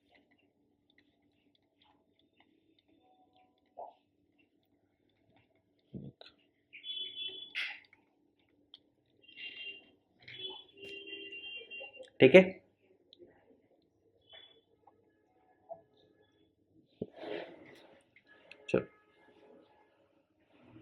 यहाँ तक हाँ हुआ सर। हम लोग का। इसको एक और तरीका से देख सकते थे, के को क्या लिख सकते थे हम लोग, के को हम लोग क्या लिख सकते थे, half m omega square a square minus x square. और पोटेंशियल कितना हो जाएगा, half m m m into omega square, basically k ही होता है, और ये क्या हो जाएगा, हाफ के एक्स स्क्वायर, अल्टीमेटली हाफ के स्क्वायर इधर से भी आ रहा था, ऐसे भी देख सकते थे। ठीक है, बात समझ में आया? हाँ सर। चलो यहाँ तक तो हुआ। अच्छा, काइनेटिक एनर्जी आया, पोटेंशियल एनर्जी आया। पोटेंशियल एनर्जी का जो फंक्शन आ रहा है इसको थोड़ा सा हम लोग देखते हैं ध्यान से। और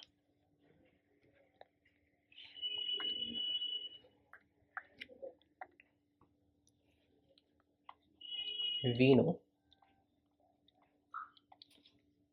कि हम लोग का ओमेगा कितना आ रहा है, सॉरी यू कितना आ रहा है, यू आ रहा है हम लोग का half k a square cos square omega t plus 5। अब cos square x is basically 1 minus cos two 1 plus cos two x by 2 होता है, तो वो इधर डाल देते हैं एक बार। हाफ के स्क्वायर तो कांस्टेंट है, सर थोड़ा ऊपर करेंगे, जहाँ पे आपने पीई ऑफ द बॉडी लिखवाया था उसका लास्ट स्टेटमेंट लिख लेता हूँ। सर इधर आपने sign square omega t plus 5 लिखवाया और आपने यहाँ पे यू का वैल्यू कॉस में दिया है। उल्टा कर दिया। ये काइनेटिक है, ये पोटेंशियल है, समझो ना। ए प्लस बी प्लस ए, बात तो एक ही होता है। क्या स्टूपिड जैसा क्वेश्चन पूछ रहा है। Never mind. तो यहाँ पे कितना आ जाएगा, 1 plus cos 2 omega t plus 5 by 2, है ना। तो ये कितना हो जाएगा देखो, 1/4 k a square plus 1/4 k a square cos 2 omega t plus 5, है ना। एसएचएम का फ्रीक्वेंसी कितना था, एसएचएम का टाइम पीरियड कितना था, टाइम पीरियड कितना हो जाएगा इसका बताओ तो। इसका टाइम पीरियड क्या हम लोग 2π/2 ओमेगा नहीं लिख सकते हैं, 2π/2 ओमेगा नहीं लिख सकते हैं, तो ये π/, ओमेगा हो गया। मतलब समझ रहा है क्या बोलना चाह रहा हूँ मैं। अच्छा, अरे नहीं सर, ये साइन होगा, यहाँ पे मैं गलती से कॉस लिख दिया, एग्जैक्टली मैं वही तो बोल रहा था सर। यहाँ पे मैं सब किया हूँ, तो ये माइनस होगा। मेरा गलत समझ गया, मेरे को लगा तो ऊपर का बात कर रहा है, मेरे को लगा तू बोल रहा है कि यहाँ पे साइन को यहाँ पे कैसे लिखती है। हाँ नहीं वो नहीं बोल रहा था। तो साइन स्क्वायर ओमेगा टी क्या होता है, सॉरी साइन स्क्वायर एक्स क्या होता है, साइन स्क्वायर एक्स होता है 1 माइनस कॉस 2x/2। ठीक है, आंसर सिमिलर से ही आ रहा है। ठीक है, और यहाँ पे 2π भी आएगा, यहाँ पे 2π भी आएगा।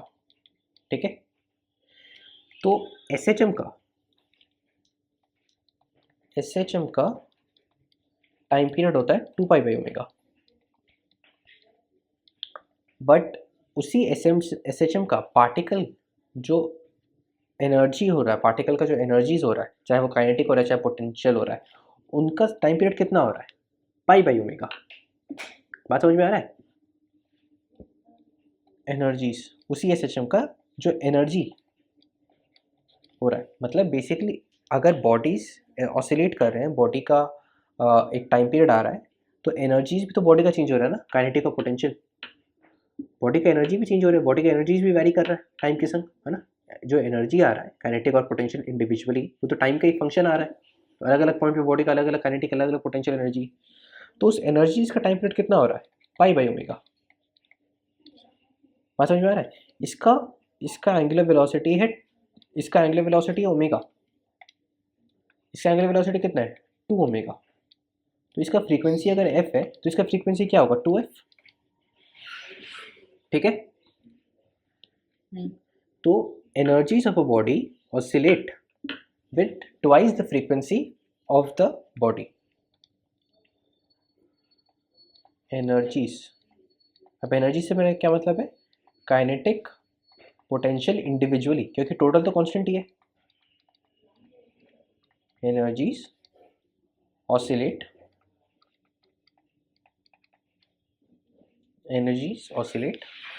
with twice the frequency,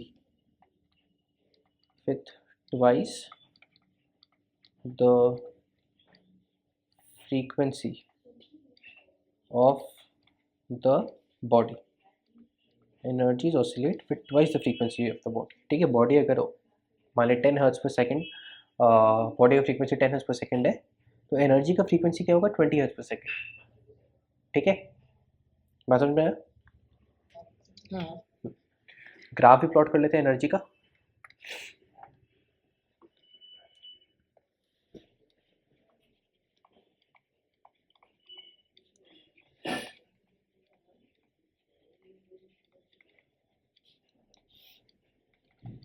ठीक है, ग्राफ एनर्जी का ग्राफ कैसे प्लॉट करेंगे हम लोग, देखना है यहाँ से।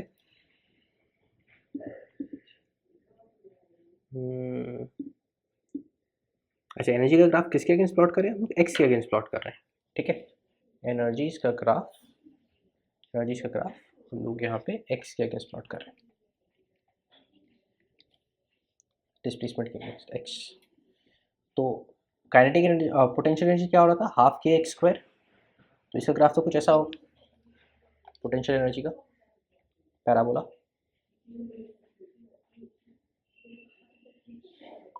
है ना, कि क्या है हम लोग का पोटेंशियल एनर्जी, और x इक्वल टू 0 पे 0 होता है, x is equal to a पे वैल्यू कितना आता है इसका, x इज इक्वल टू 0 पे होता है, और यहाँ पे इसका वैल्यू कितना आता है, हाफ के स्क्वायर हो जाता है, हाफ के ए स्क्वायर हो जाता है ना, प्लस ए और माइनस ए पे, और माइनस ए पे। ठीक है, और काइनेटिक एनर्जी का क्या आ रहा है, मैं फिर लिख देता हूँ दोनों। पोटेंशियल एनर्जी होता है हाफ के एक्स स्क्वायर, और काइनेटिक एनर्जी कितना होता है, half k a square minus x square. तो उसका ग्राफ कुछ ऐसा आता है, इन्वर्टेड पैराबोला। ठीक है, लिख लो ये इन्वर्टेड पैराबोला है, पैराबोला, और ये हम लोग का पैराबोला, मतलब दोनों ही पैराबोला है। और क्या, पैराबोला। पोटेंशियल को हम किलो में करते हैं। ठीक है, ये पोटेंशियल एनर्जी का ग्राफ है, ये काइनेटिक एनर्जी का ग्राफ है। हम लोग को दिख रहा है कि पोटेंशियल और काइनेटिक मिलकर टोटल क्या हो जा रहा है, टोटल कांस्टेंट आ रहा है, क्योंकि इसका सम प्लस इसका सम हमेशा कांस्टेंट आ रहा है, जो हम लोग ग्राफिकली भी दिख रहा है। हाँ, ये टोटल एनर्जी का वैल्यू जो है वो हमेशा कांस्टेंट रहेगा, और उसका वैल्यू कितना रहेगा, हाफ के स्क्वायर। ठीक है, मतलब किसी भी पॉइंट पे देखें, लेट्स से हम लोग ये पॉइंट देख लेते हैं, तो यहाँ से ये वाला डिस्टेंस प्लस यहाँ से ये वाला distance would add up to this distance. ठीक है, यहाँ से यहाँ तक क्या हुआ, पोटेंशियल हुआ, है ना। मुझे डिफरेंट कलर, यहाँ से यहाँ तक क्या हुआ, बॉटम से लेके यहाँ तक, बॉटम से लेके यहाँ तक हुआ काइनेटिक। ठीक है, बात समझ में आ रहा है। तो ये वाला जो डिस्टेंस है, ये वाला गैप को कवर कर लेगा।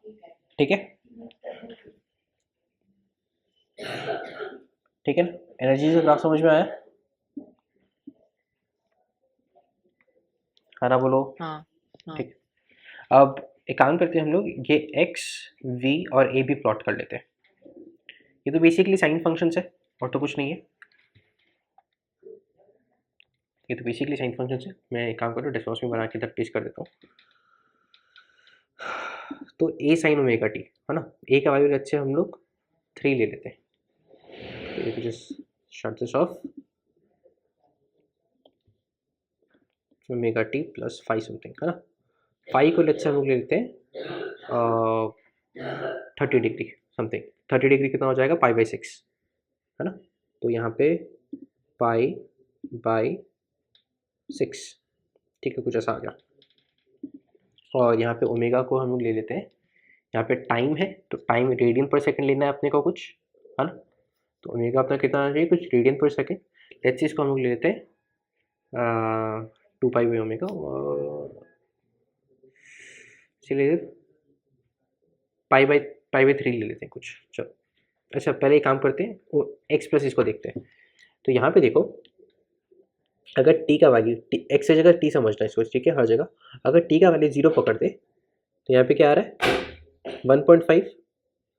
क्यों, क्योंकि साइन 30 डिग्री तो 1/2 होता है। तो समझ में आ रहा है टी इक्वल टू 0 ये हम लोग का ग्राफ क्या डिटरमाइन कर रहा है। काम करते मैं पूरा यहाँ पे बनाई, कंफ्यूजिंग हो जाएगा वरना तुम लोग के लिए।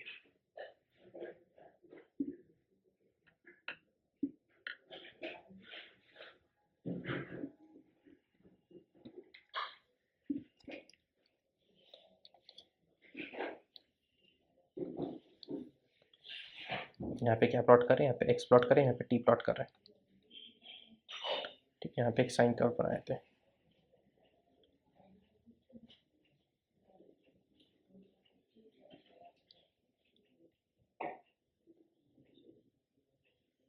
ठीक है। बट पीछे का ग्राफ काम करेंगे, टाइम तो टी इक्वल टू 0 पे स्टार्ट होगा, ठीक है। काम होता है पीछे वाला हटा क्लियर है, तो कोई दिक्कत। तो सब बड़ा बनाता हूँ वरना मार्किंग में दिक्कत होगा।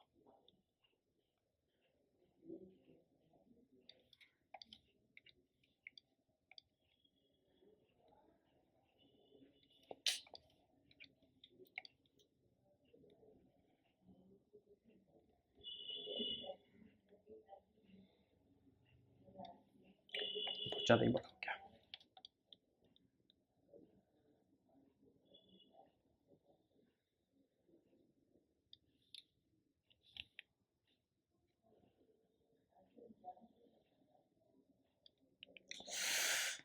दिस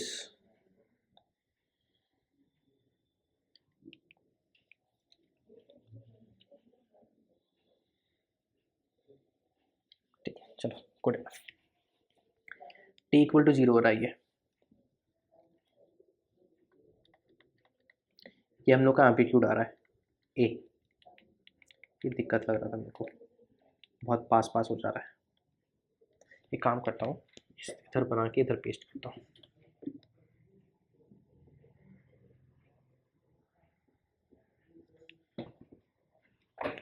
पोजीशन टाइम ग्राफ देख लो, यहाँ पे position time graph.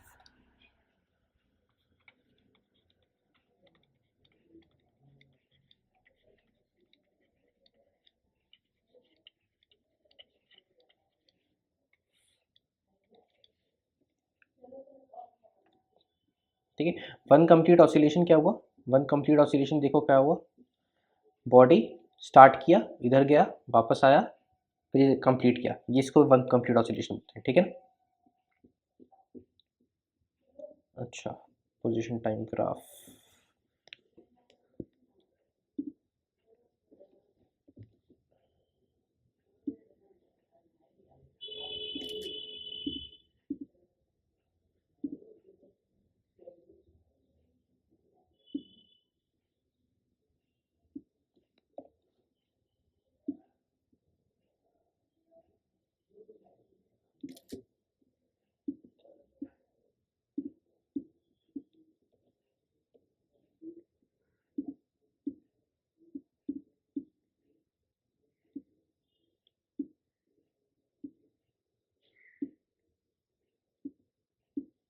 This is good. यहाँ पे मार्किंग कर लेते हैं, ये क्या हो जाएगा हम लोग का, ये हो जाएगा प्लस ए, हाँ। ये क्या हो जाएगा अपना ये हो जाएगा -a, ठीक है ना, ये वाला जो हाइट है। चलो अब ये पॉइंट क्या हो जाएगा, ये पॉइंट होगा a sin फाई, ठीक है ना। फाई क्या डिटरमाइन करेगा, इनिशियल पोजीशन डिटरमाइन करेगा अपना, ठीक है ना। और एम्पलीट्यूड क्या डिटरमाइन करेगा, एनर्जी डिटरमाइन करेगा। बात समझ में आया, ये हम लोग का इनिशियल पोजीशन है, इनिशियल पोजीशन जो ब्लू में मार्क्ड है।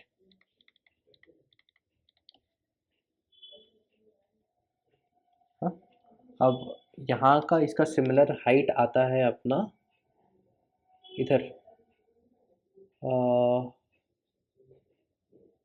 1.5 पे ना, तो ये आएगा इधर कहीं।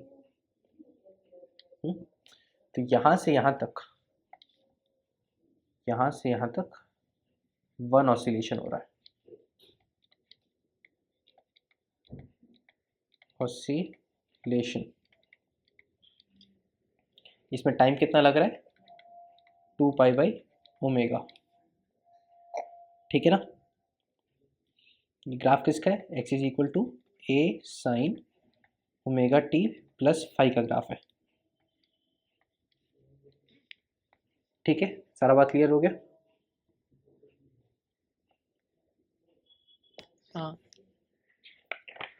चलो अब सिमिलरली जैसे हम लोग पोजीशन टाइम ग्राफ बनाए, वैसे वेलोसिटी टाइम भी बना सकते हैं, वो कॉस वाला फंक्शन आ जाएगा, ठीक है। वैसे एक्सेलरेशन टाइम भी बना सकते हैं, ठीक है। ग्राफ सिमिलर होगा तो वो वाला मैं नहीं बनवा रहा। बात क्लियर है, चलो हाँ that is all for today.